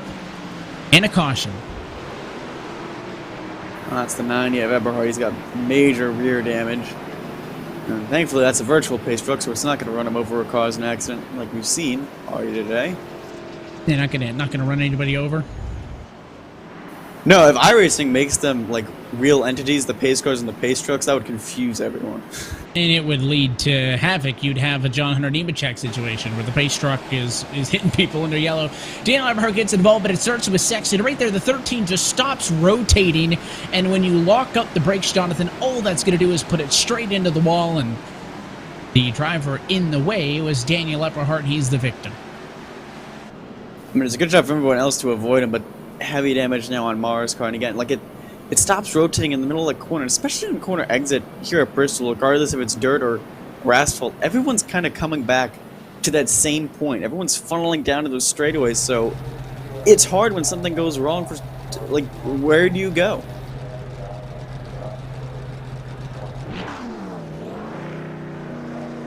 And you can see as he sits in the box, is this going to be a situation where he's timing it to make sure he doesn't lose a lap? Your race leaders and the pace truck are coming off at turn number 4. Yes, and now he rolls. Daniel Eberhard, see that, doing the same thing. And you can actually see the right front of that car get fixed up just a little bit. That's the objective. Improve it little by little. We haven't had a ton of green flag laps in this one. Jonathan working lap number 38 right now of 125 of the feature, but look how different that track looks already. Yeah, it's changing ever so slightly, and it's going to be, I think, a much harder surface to drive on, especially towards later this race, even with all these caution laps. I think it's saving us a little bit of the pain maybe later in the race, but we'll have to see. We'll have to see who best adapts to it as well. Time changing as well. We talked about that the rule was introduced that time was going to move at 2 times speed in sim starting a couple of weeks ago, because this is half the race length, so we want the same amount of time to be covered. So we're starting to get deeper into the afternoon, almost 4 o'clock. Not going to be quite as dark as it got today with the NASCAR Cup Series race, but that's another thing to keep in mind, is those shadows and kind of where things are cooler and a little bit different on track. That will be different over the course of this race. Freenage leading, Stanford second, so he'll go back down to the bottom most likely, and Garrett Hess will stay third. Trevor Trigo and Rhett McBride, your top 5 right now. McBride is the leading car, Jonathan, without a front fascia. So I wonder if he'll pull the, was it Alex Bowman today, or Ryan Blaney, who had like half the sheet metal missing? I think that's Rhett McBride trying to get a top 10 without any of the bodywork. It was like a can opener came into the side of that car, but, you know, I can't wait for these new damage models to get on the Cup car, and then we send them around here like that. Yeah. That's going to be entertaining. Well, it was announced that Bristol Dirt, I should say, returning to the NASCAR Cup Series schedule next year. Means that you can pretty much bank that it'll be on the SimSeats RealSimRacing Cup Series schedule for 2022. At least in the case back there, Chrome still looks good. Chrome always looks good. Beat up race car. Or not. Pace car back in. The 88 has been picture perfect on these restarts thus far. Watch the battle for second and watch the chaos in traffic from high above.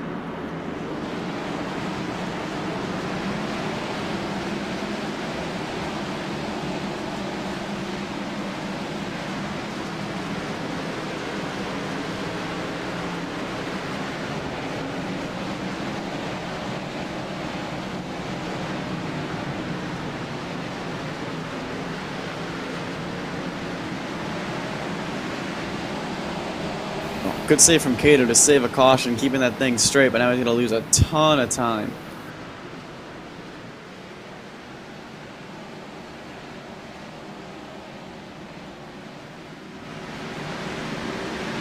Just a bit of over-rotation there from Lariah, I think, in the middle of the racetrack there. A bit of a hip check with some more drivers as well. I mean, there's most of the cars at the bottom, most of the cars up top, and then a few brave few who are like, I'll just take the middle of the road. And I don't know if that's been working out great for them. I don't know if it's necessarily a brave few taking the middle of the road. I think it's a few that are just like, look, the top's not working, the bottom's not working. This is the best we got. Yeah, maybe there's no room with all the cars up top and all the cars on the bottom. They're just looking to find a place to go without. Look how dirty the front of that Garrett Hess entry is. Everybody else, not that bad, but that thing is absolutely full of mud right now. Yeah, I think what hasn't helped Garrett is that he's been out front for a lot of this. He's been behind Freenage, or at least in third place, and then, ooh, I think we got a pile up in the corner. Caution flag is out. We're slow on the back, but I don't see a huge mess. So we'll have to see where this incident actually came from. There's like a million small incidents, right? So it's a matter of trying to find which one it was. I think with the cautions on, it's preventing those large chain reactions we saw in the heat race, but yeah, it's going to be hard to find where even this incident was. I saw someone spinning. Anthony Fredericks just claimed responsibility, so we should probably try to find a camera with the 4 car, and that would answer our question. Well, let's see.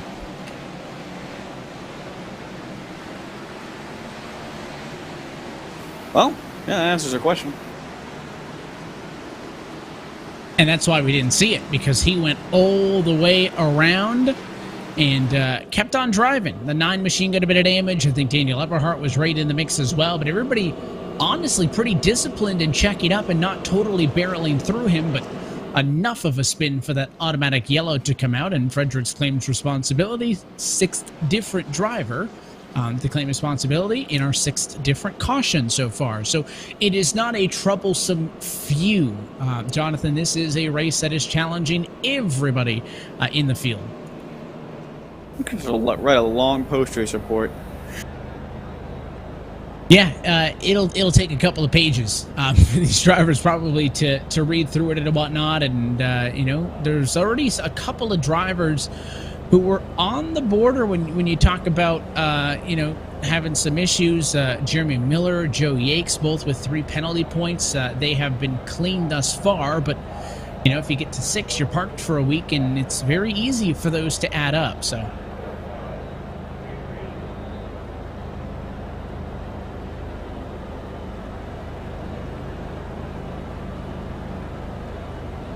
And now we're going to have to see also the attrition rate of cars in the field in terms of damage. There's a lot of cars with damage. We haven't had a full green flag run, and to really see, like, what's the pace of everyone. Yeah, they have 4 sets of tires available. Most of them not going to use it because they don't have you know, that many green flag laps to get to that point. But it would be kind of interesting. It's impossible to track with how many cars have been on and off in pit road. I can tell you your top 4 have not pitted at any point in this race. So that is something to keep note of, while everybody else has kind of been on and off pit road with some damage and everything else. But yeah, your top 11 total, and 13 of your top 14 have not been on pit road. So that means somebody like an Eric de Blasio could have gotten tires. But I think most of the cars on pit road, if they got tires, it's just because they knew they'd be in the box for long enough to get them. I don't think it was the priority. I don't know. How do new tires affect pace? I don't know. When we get a long green flag run, I'll let you know. Our notebook is not very large for this race. You know, normally I'm the one that has all the notes ready to go. Yeah, there is not a lot to pull from, right? I mean, there is no history of this. This is still relatively new to the service and all that. So, yeah, their notes are basically the heats of the LCQs, which are only 20 and 25 laps in. We just now take the green flag to start lap 51 of 125 in the feature. Let's take in the sights and sounds of Bristol with RaceSpot TV fan immersion.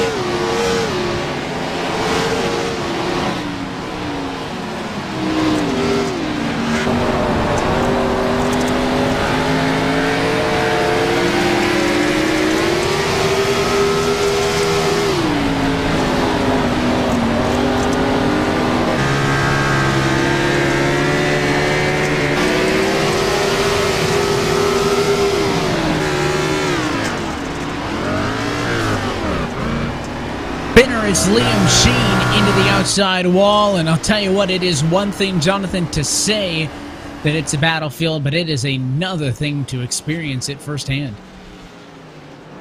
Even listening to the throttles and listening to these engines, they're just constantly revving.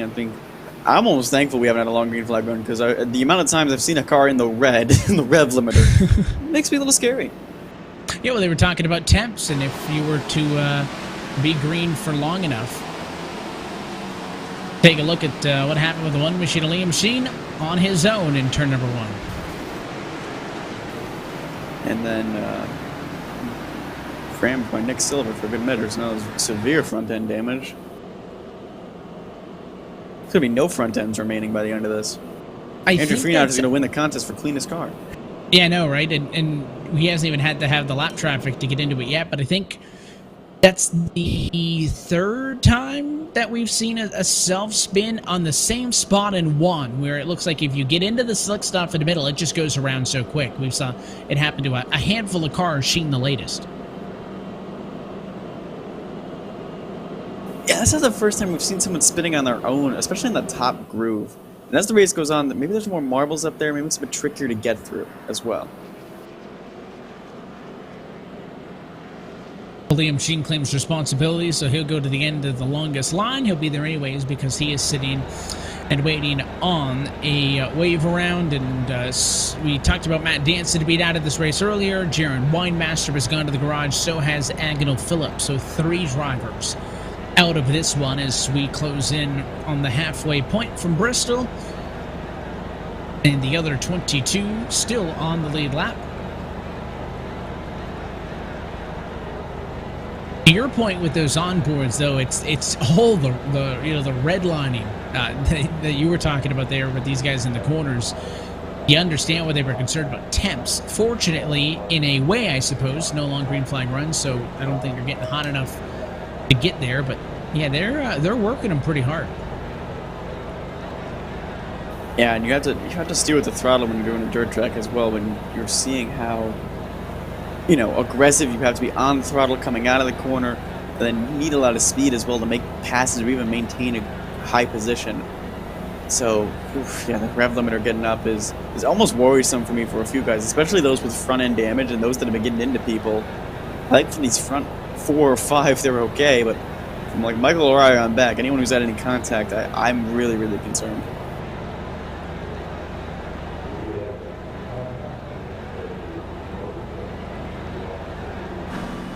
Just fun listening in to all of the drivers hypothesizing what is needed to make these cars a little bit more drivable. And this isn't exclusive to tonight, Jonathan. This is kind of what we saw everybody talking about what league race it has been like here. It's sprint the unknown. We just don't know. These types of cars have never been on the dirt. There's hard things to compare them to. We're just into the unknown. And we're going to continue going into the unknown for another 60 odd some laps. Race car down and in, field in the hands of Friedrich, who has been in control from the get-go. 3 laps from halfway home, we're racing.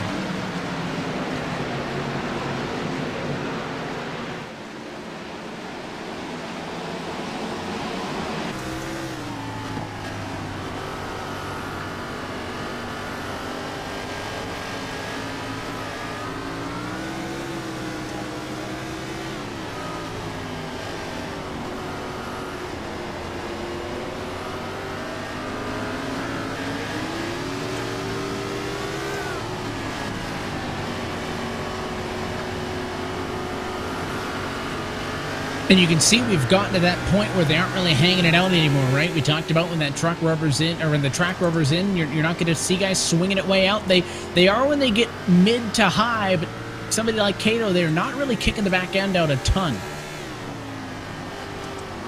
What even remains of many of these cars' back ends? That's the other thing. Like, how much of this damage is actually affecting their handling, especially the front end damage and the steering damage?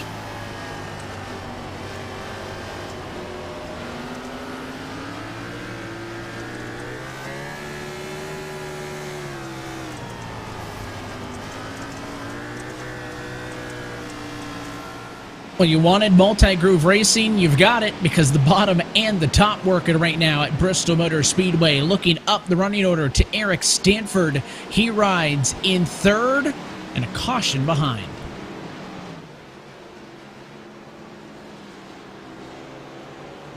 It's going to be another single car spin.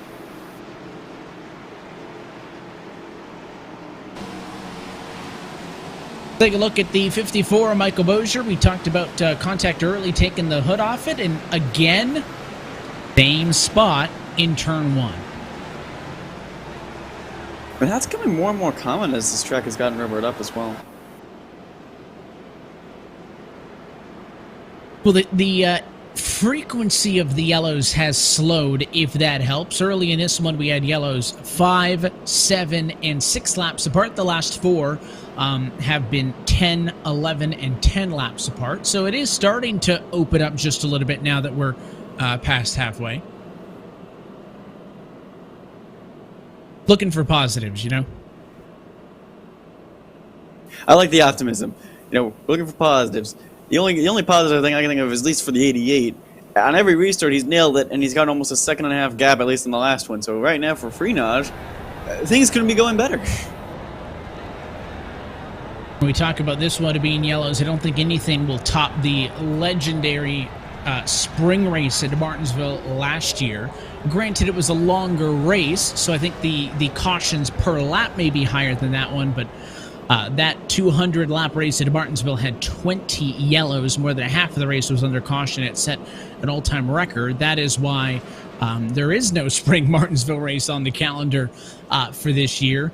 That one had 20 caution flags total. We are currently working under caution flag at number 8 within 69 laps. So more yellows per lap than Martinsville. I'm not sure if we'll top the total as Michael Bozier gets the end of the longest line to penalty. And, you know, it's fun to watch this mid-pack, Jonathan, on the restarts, right? Because that's kind of where all the chaos is. But there are drivers making moves, right? Steve Durham started second to last. He's up to P6. Michael Araya started 21st. He's up to 5th. I mean, there have been cars that have worked their way through, and I'm sure would love a chance to try to get up there and see if they've got anything for the 88, if they can get the laps to do so. And we saw the 10 really coming strong, even in his heat race in the last chance race when the track was getting worn in a bit. So I'm wondering if that's just Steve's kind of preferred setting, is when this track gets worn up. And I'm curious to see some of these other cars. And you guys see also the 10 is just very, very much put together, unlike his teammate who, well, never mind. His teammate's going to try and wreck his car a little bit. But his teammate of Eberhard has the back end off of it. So the 10 working from the rear of the field with a clean car.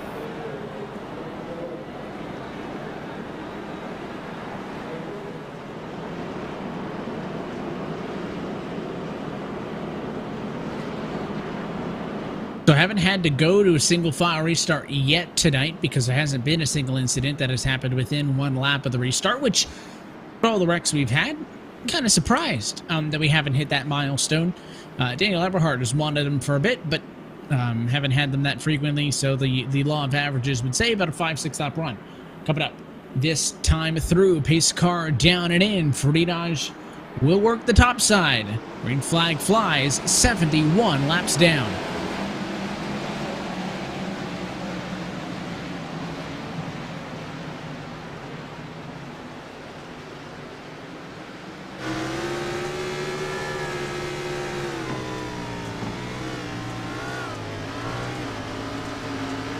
Four wide for second place. Can they make it stick? Well, they're able to get through it. I think de Blasio is struggling on the bottom. I think that's the problem right here. And, oh, no. And it was the other de Blasio, Eric de Blasio, with a self-spin to the rear.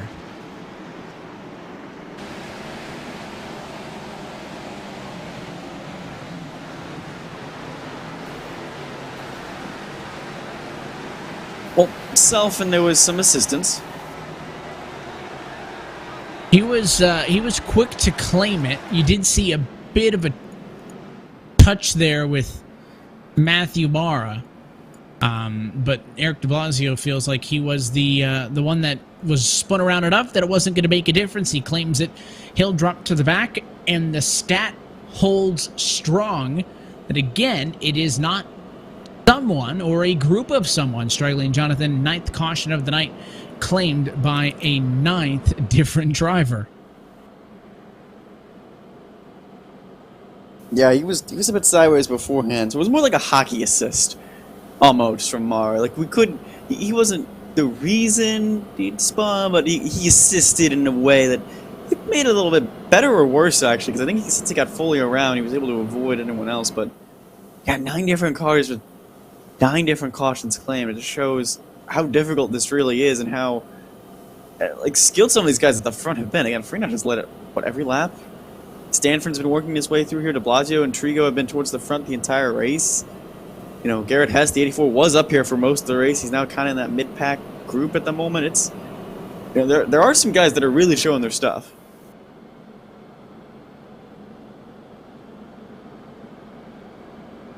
Of course, we could talk about what is coming up here in the SimSeats RealSimRacing Cup Series to look ahead to the next couple of races. Of course, we mentioned some weeks off, another IROC race, another opportunity for me to get wrecked 4 times in a night and finish last in points.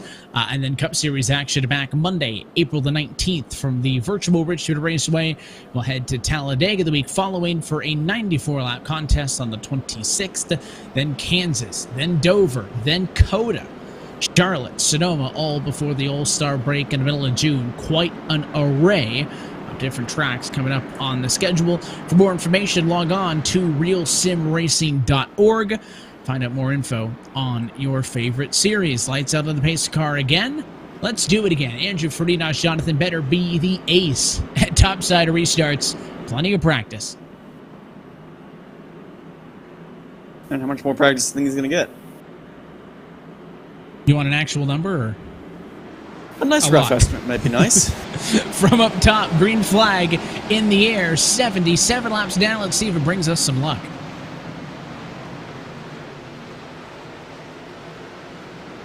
Thought Freenage might have over-rotated turn 2 there for a moment, but Stanford not able to get that close. Number 37, car. Trigo slides inside of Durham. He'll go to third.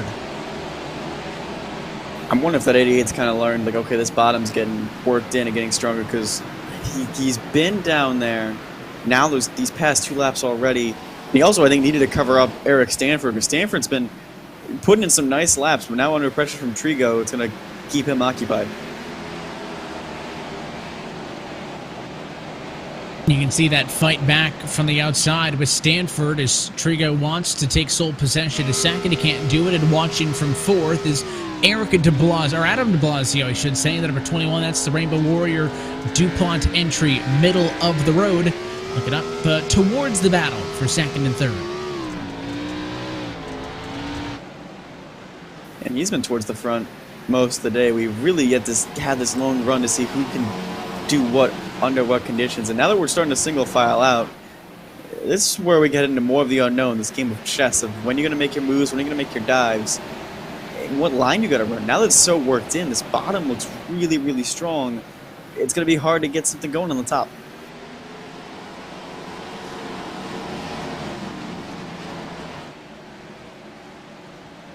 And if they can stay green, then you'll have the lap traffic be a factor with their leader, something that wreaked havoc on the heats and the LCQs, in which caution flags were disabled. Freenage way ahead. All the fun is back here mid-pack. This is what I'm worried about. Coming off of turn number 2, this is all for about 13th position on the back, chasing Chris Rabel. The Bristol, Tennessee Fairgrounds bumper cars exhibit, you mean? Yeah, same thing. I think actually, the worst part is those are probably less torn up. Where does he go? Because there's just no passing lane. It's like it's completely thick. There is no answer to that dilemma. He just has to hope that it doesn't get there. He's about a half a lap behind them. There's that 12 machine of Ross Cato, one of the best onboard looks we've gotten with drivers all night. And then a little bit further on back down the road, your onboard look with Matthew Barr in 14th position in this battle with Cato and others. Barr has started 7th, but has fallen to P14, and the damage on that hood is a good explanation as to why he has been on and off pit road a lot tonight trying to get that thing fixed. Yeah, it was a little bit of that first lap issue, I think, is what really hurt Lamar's, because both have looked great, and obviously only one getting into the main show, only the 23 getting in is, not probably the result they wanted, but it's still an okay night. He's still running for a solid 14th place, qualified for the feature, which that's almost half the field, better than half the field, so still an okay run for the 23, but it's just a case of what could have been. And I think I figured out why the 23 looks so strange, Jonathan, with all the dirt on the front, right? I keep asking myself, why does he have so much dirt on the front compared to everybody else? It's just because nobody else has a front end to have dirt on. I figured it out. Oh yeah, there's McBride, no front. There's a front. Rabel has his front there's back. One. Yeah, Cato doesn't have a front. Liam Sheen doesn't have one. Trudell ain't got one. Miller doesn't have one. And that's all the way up to the cusp of your top 5. I think everybody in the top 5 has got it. So the leaders have been keeping them clean. And Eberhard doesn't have a rear to speak of. Freenage hasn't had any traffic to get his nose dirty. Freenage has been doing 9 sets of time trials. Like that 88, how are you going to catch that 88 car? He's perfect in every restart. He's running. I thought in this one he had an issue in 19-second lap times right now, but he's still the fastest car on track. Yeah, he almost looked like he over-rotated 2 on this restart, but then he very quickly caught it, and that was it, right? I mean, it would have to be a mistake for anything to happen there. I don't know if it was a mistake or more just he wants to cover up that inside, because I think he's worried about being side-by-side, really, really slowing him down, having to give up room and space, and we've already seen that. Like, especially now that everyone's single-filed out, staying side-by-side with someone is going to cost you so much time.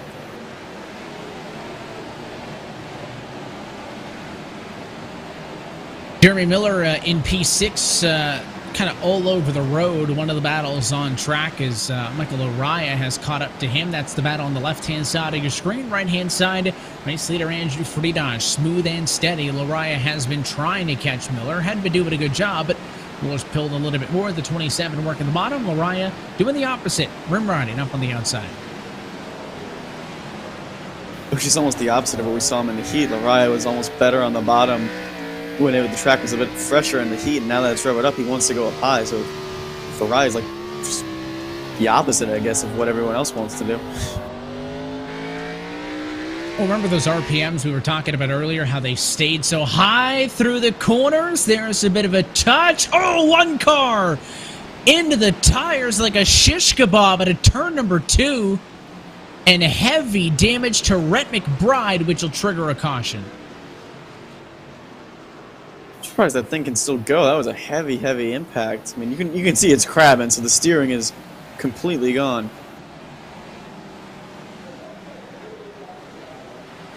Oh, he tried to. That's why they had the Dirtles. Is that what they were called? That's why they had the Dirtles there at Bristol this weekend, because that's not what they wanted to see. It's not a normal, dirt track. It's not made, dirt tracks aren't made to have sharp pit walls like that, that close to the racing line, and it wasn't like he just nicked it. Walls. Yeah, and put it in the barrels. The good news is we don't need to clean anything up, but a tough break.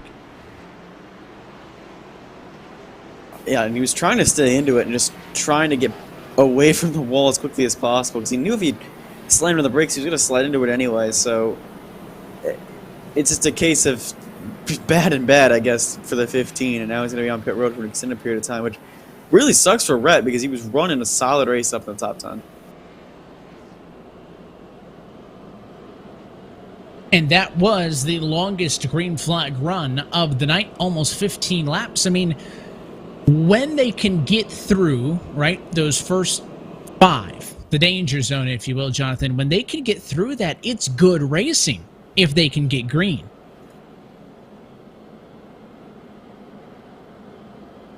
Yeah, it's just a matter of just getting through that restart and getting through that chaos. We saw that in the heats as well. Getting through those first 1 or 2 laps, all of a sudden, everyone gets spaced out, everyone gets in a rhythm, we start, feeling it out, getting running. It's just that early lap chaos, especially depending on when the leader goes. Obviously, Freenot is timing this out perfectly, where he's never really been under threat, but then there's always someone in that field, and it's not a consistent someone. It's always been someone that just overcooks it going into 1 and 2, hits the wall, stacks everyone up, and then it's just chaos from then on.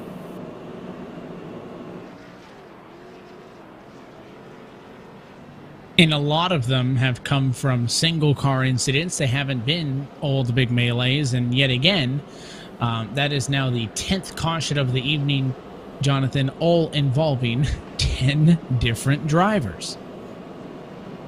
Is there a character limit on your post-race report?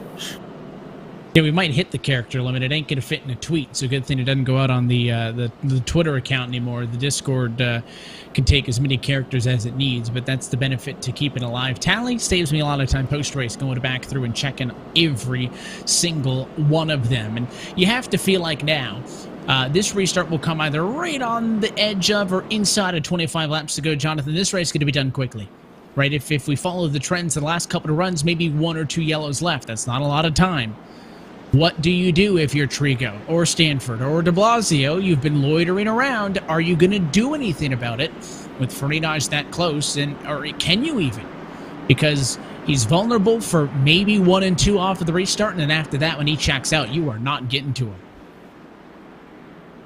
No, I think that the most likely option right now is the 37 car, because he's been, lap time wise, the closest to Freenot. It's just a matter of getting the jump on the restart, but being that second car on the inside like it is, he has to be almost the last one to react.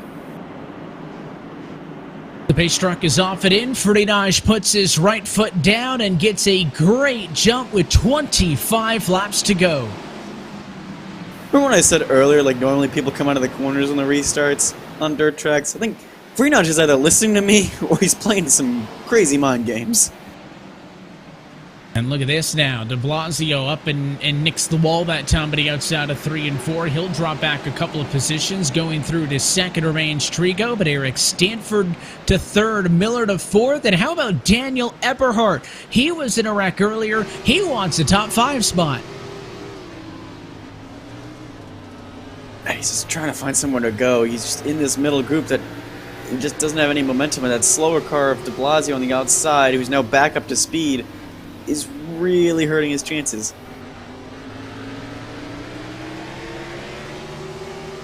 And you can see de Blasio right there. He gets the run off of the corner. I mean, if the 90 can clear him, he can put the slide on him and kind of park the bus in front. But if he can't, that 21 is so silky smooth up top.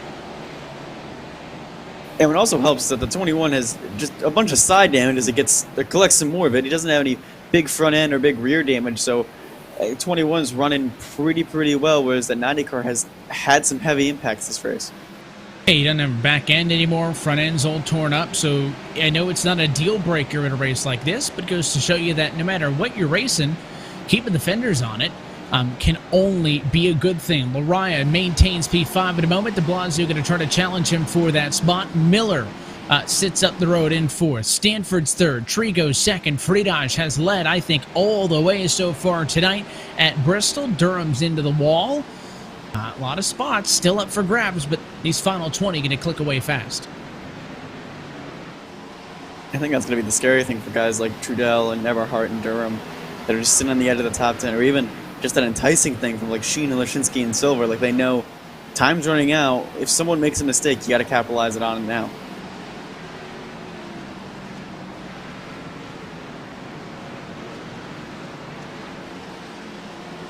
And Durham working the bottom, trying to get up to Trudell. Trudell's going to go to the fence. Durham's going to work the bottom. The 7 rim rides just a little bit to keep his foot in it. And well, yes, both lanes are options. The top seems to be the better defensive line. Yeah, because on the bottom, you just can't really get back up on that high line enough. And, oh, I think we got a big crash. There's a few cars dropping down the order. There is a parking lot at a turn number 2 on the back straightaway, and Rhett McBride will claim responsibility for the incident. We will take a second look in a moment, but he must have been at the front of whatever that parking lot was. I didn't even see the 15 there. So that's the more confusing part, is how did the 15 get involved? Well, there he is. He's right behind Liam Sheen. He's gonna light tap. Oh, and Lashinsky, it was a simultaneous spin, so the pileup was almost completely separate.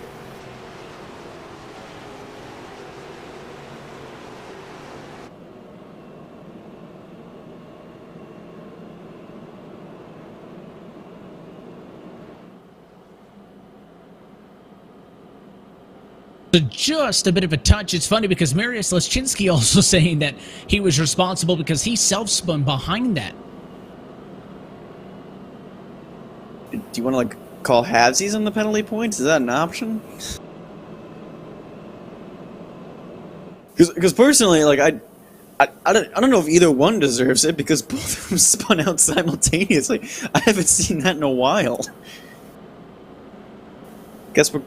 I hope they fund a synchronized spitting and like those little like stunt cars that they run sometimes in the UK, where they do like little stunts around in carnivals.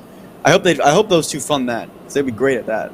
I feel like some drivers would refer to the on-track action tonight as a carnival. I feel like some drivers not happy with the way it's gone down. But again, I stand by that late in this race, we've seen good racing. Yeah, we've seen some good racing, and we've seen some good performances, I think, from people. It's just a matter of, like, someone makes that tiny mistake, and it's almost more costly on the dirt than it is in the asphalt, because someone gets a little loose. On the asphalt, they're just losing spots. They're keeping that car straight 9 out of 10 times. Here, someone gets loose. Almost every time we've seen someone just take it a little too far into the corner. They're either into the wall, the rear end's around. Yeah, there's always somebody who takes it too far. That can apply to many things in life. There's always that guy, and unfortunately in these you get a couple of cars together. In some cases somebody wants to be the hero and comes flying through, but again, a lot of it has just been single car incidents, and McBride becomes the first car to be involved in multiple incidents tonight, so that breaks the streak that had made it all the way through the opening 10, but now that was the 11th caution flag of the evening, and this will bridge us pretty close to 10 to go. Kind of starting to get the feeling as this restart will come actually just outside of that. I think it'll be about 11 or 12 laps to go, Jonathan. Starting to get the feeling like Andrew Friedage is pretty untouchable. I keep saying maybe on this restart, maybe on that one, but as the control car, I mean, he's already got 3 car lengths off to 1. There's really nothing that Trico's been able to do with that.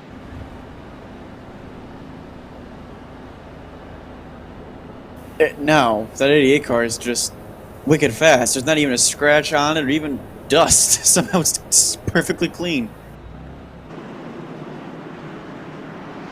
Pace car off and in. This restart comes 12 laps to go from Bristol.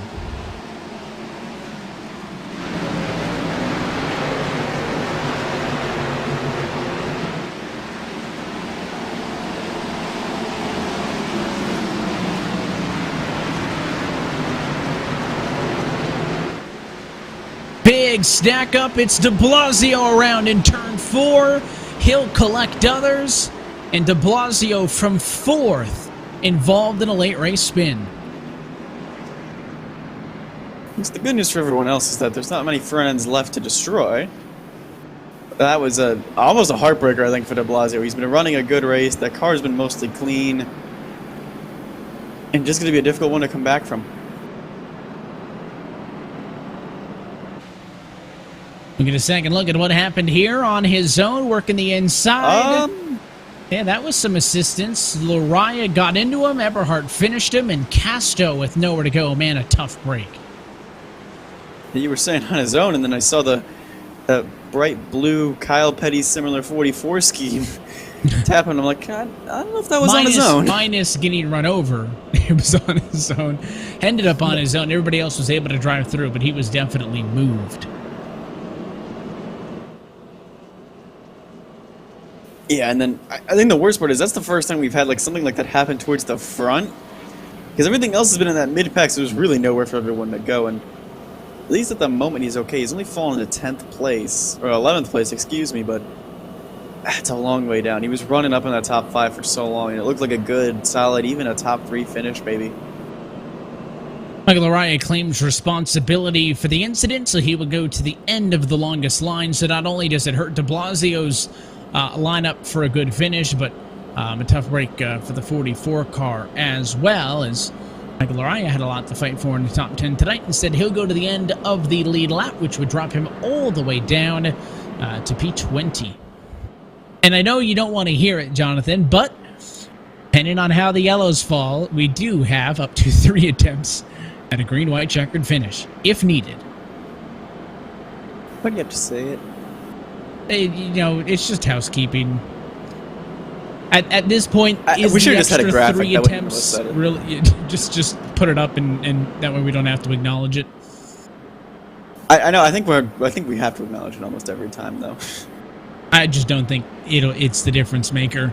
At this point in this one, Nick Ibarra going to go to the garage. He'll join the other drivers out of this one, the likes of Hess, Phillip, Winemaster, Danson, all of the garage and out of this race. We will be left with the 20 cars on the lead lap. Nick Barra, I think, trying to stick around as long as he could to help out his teammate Matthew Barra, but he'll jump off of the pit box and get the head start going back to the Barra Motorsports HQ. Lights off on the pace truck. 6 laps to go from Bristol's wild dirt debut in the SimSeats RealSimRacing Cup Series. Andrew Friedage, the winningest driver of all time in this series, looking for career win number 35, but looking for his first of the season single file because the caution was within 1 lap of the restart. He'll come to 6 laps to go.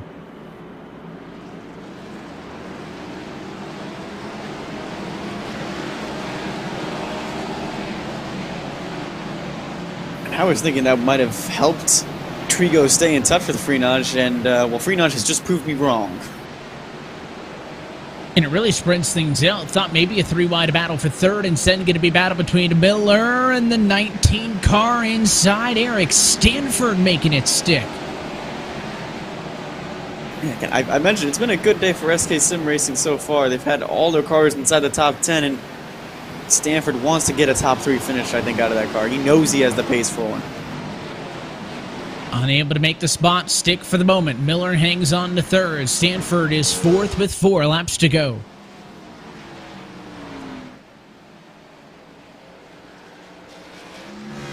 Someone explain to me how to catch that 88 car. I just don't think you can.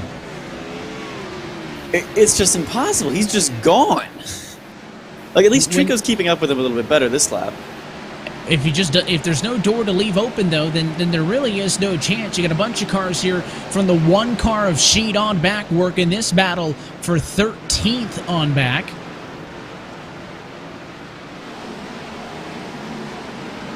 A lot of big points for some of these drivers who have fought through this race and survived. Yeah, some nice pickups as well, because sometimes you just need a good points day, especially when half the field is only getting 10. It's a good chance to really get a one-up on your rivals, no matter how few points it may be fighting for. Sexton and some others. Trudell fighting back from incidents early in the race, but up front, Andrew Fridinaj has taken the white flag. This race will be official. Last time in victory lane came at the end of the last season when he went to get a record 3rd straight title. It's been a slow start, but it'll be the 5th different winner in 5 weeks. Fridinaj wins Bristol Dirt. If you want to look up domination, the picture of this race with Andrew Fridinaj's face will be right next to it. And that was a scramble for the line. I couldn't tell who was finishing where inside the top 10. A lot happened final lap. Gary Sexton and other drivers running into each other. It was wild from there on back to get to the checkered flag. But this man, I think, leads every single lap, and he'll just shut it off and coast. That is a mighty clean-looking race car compared to the rest of the field. How does he do it? And all is right in the world again, because Andrew Fridinaj is a Monday night winner in the SimSeats Real Sim Racing Cup Series. I mean, is this the race you expected him to get the first one in the season, though? I thought this was going to be the one where we got a crazy winner, but this was vintage Andrew Fridinaj right here. I mean, when you come in with a 4.6 A-rated license, 4,000 I-rating dirt, I was expecting this 88 to be in the front. I was hoping for a few challengers. Trigo gave him a run at the end a little bit, but man, that 88 car was just, it's just fast, unbeatable, and there was nothing stopping him. As he does the Polish victory lap and celebrates his win, let's take a look at your SimSeats full race results from tonight's SimSeats dirt race at Bristol. Fridinaj gets the win atop Trevor Trigo and Jeremy Miller. That battle for 3rd was good to the end of this one, and we'll talk with those 3 in just a few moments. Stanford and Trudell, your top 5. Eberhardt, Sexton, Barra, Leschinski, and Cato, the top 10. Steve Durham, unfortunately for SK Sim Racing, right outside the top 10. He was in the top 10 when the last lap started, and not going to end there. Eric de Blasio had a bit of a rough night, but still comes home 12th. Liam Sheen in 13th. Chris Rabel 14th. Michael Laraya in 15th. Thomas George in 16th. Nick Silver in 17th. Anthony Fredericks 18th. Michael Mosier in 19th. And Rhett McBride, after that heavy impact on the wall, in 20th.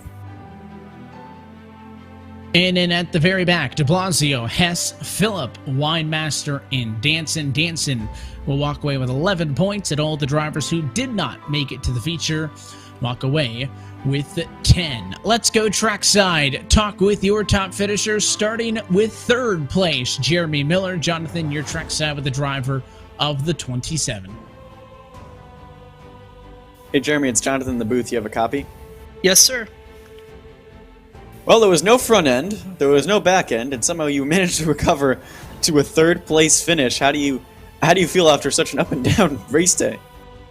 Yeah, I almost didn't make the race tonight. I was really, really bad on the tacky stuff for whatever reason, which doesn't make sense because it's easier to drive. But when the track slicked out and we could rip the bottom, I was as fast as anyone I felt. Maybe not like as good as Andrew because he's Andrew, and that's pretty hard to do. But I felt really good about my car when I could rip that bottom, and I was just working my way up through every entire race after getting in the wreck early, and I was happy to get out of it with a good finish.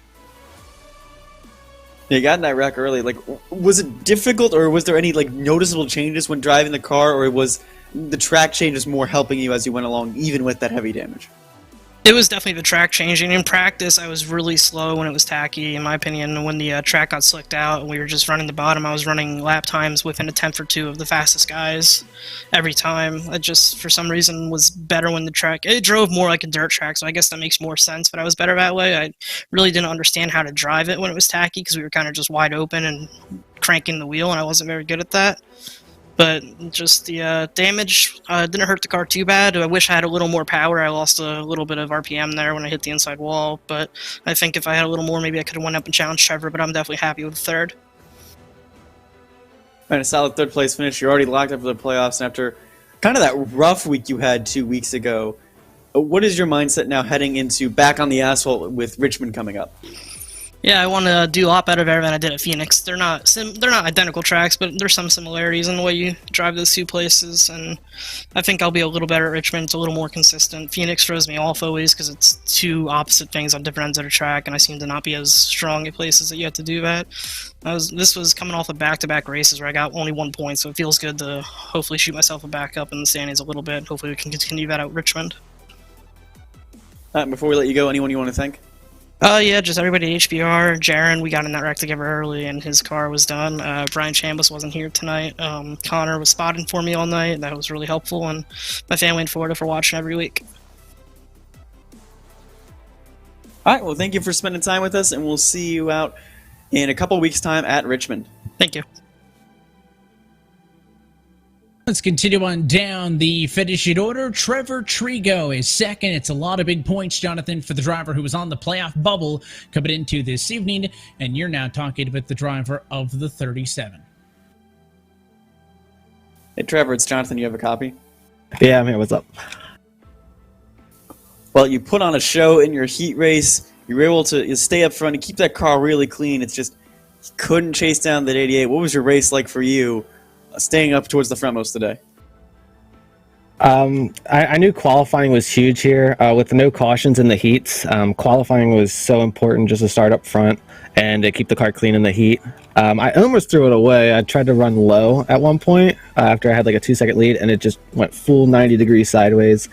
But managed to save that. And then for the feature, I just knew that with the setup we were using, it could get hot with some front end damage. So the main goal was just to keep the bottom or the front clean. And I figured the best way to do that was to run the bottom kind of like early on before everybody else moved down there.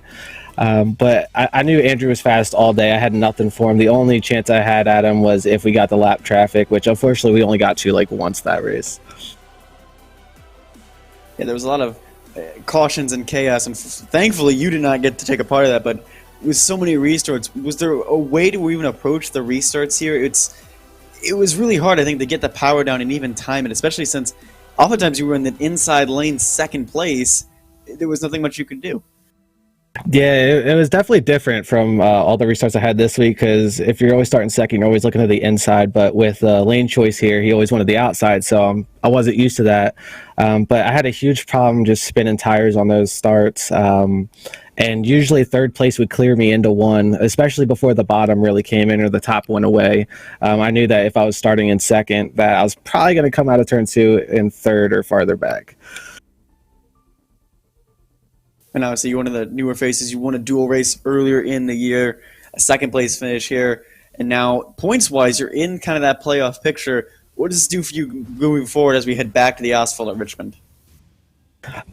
Richmond's another strong track for me, but I'm mainly fast on dirt. Like that's my bread and butter right there. So I just wanted to come in today and get a good points day. I knew that I was fast. I just, like I said, got to keep the car clean.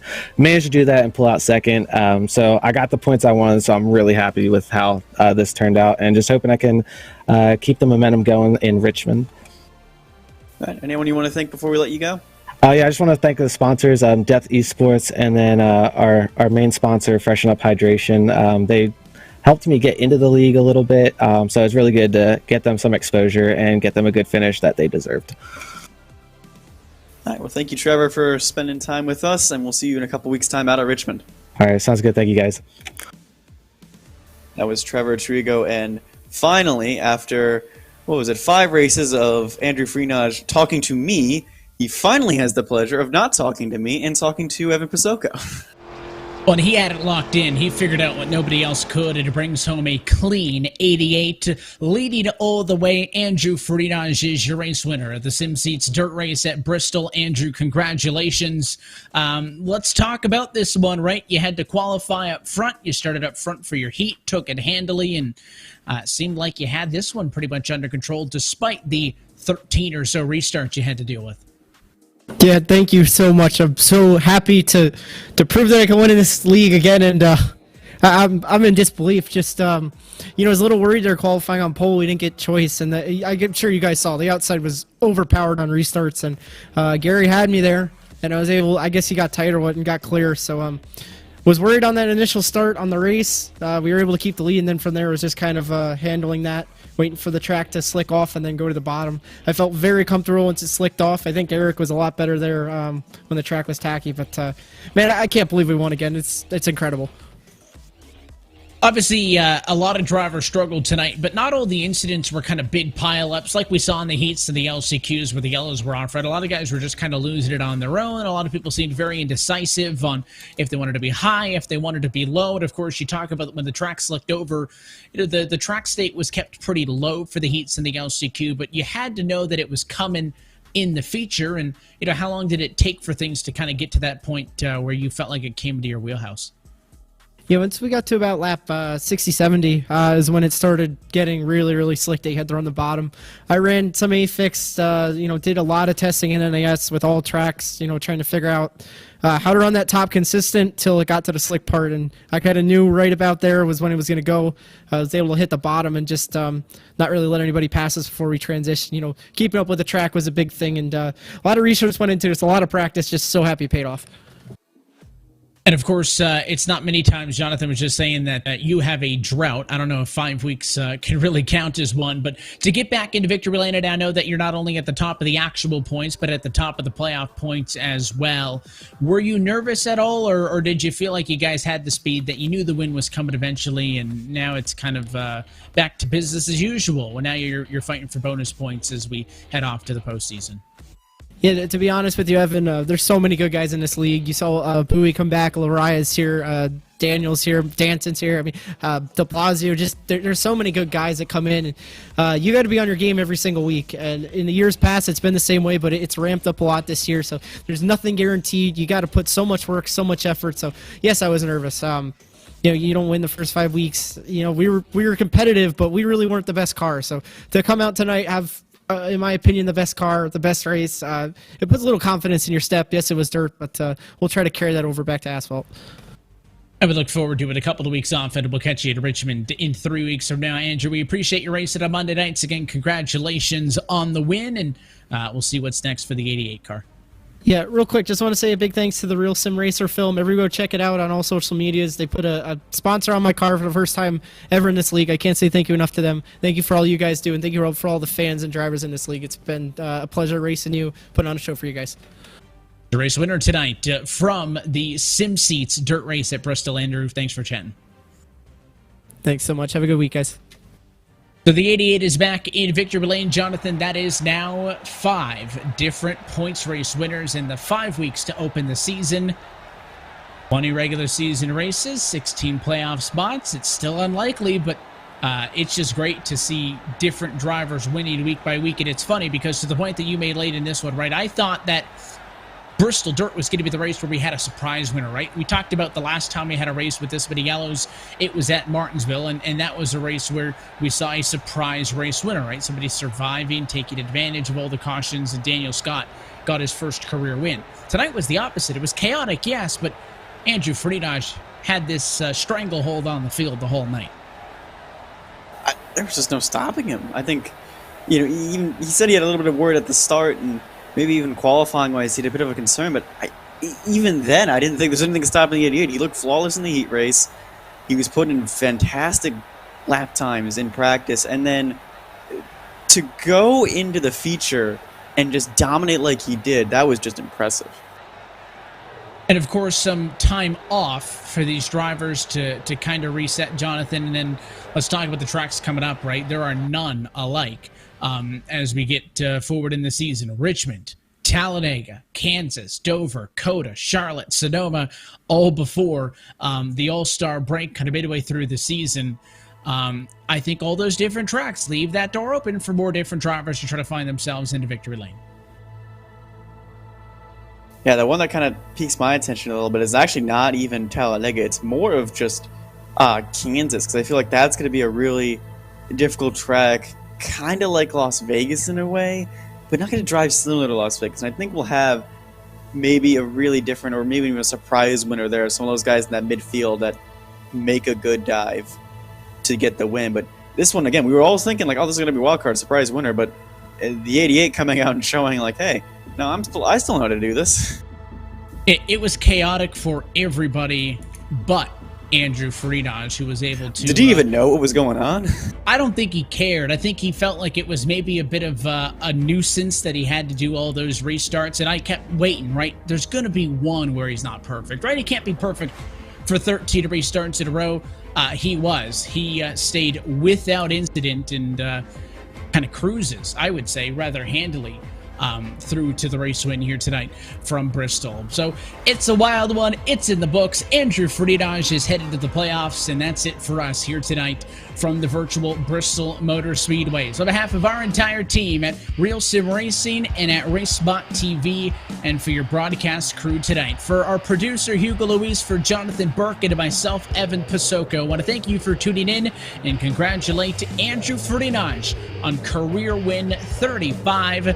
Most importantly, his first win of 2021. We're back in a couple of weeks' time on Monday, April the 19th from the virtual Richmond Raceway. That race and every race of the 2021 SimSeats Real Sim Racing Cup Series can be found exclusively here on RaceSpot TV. Until next time, good night from Thunder Valley, where Andrew Friedage is the king of the dirt.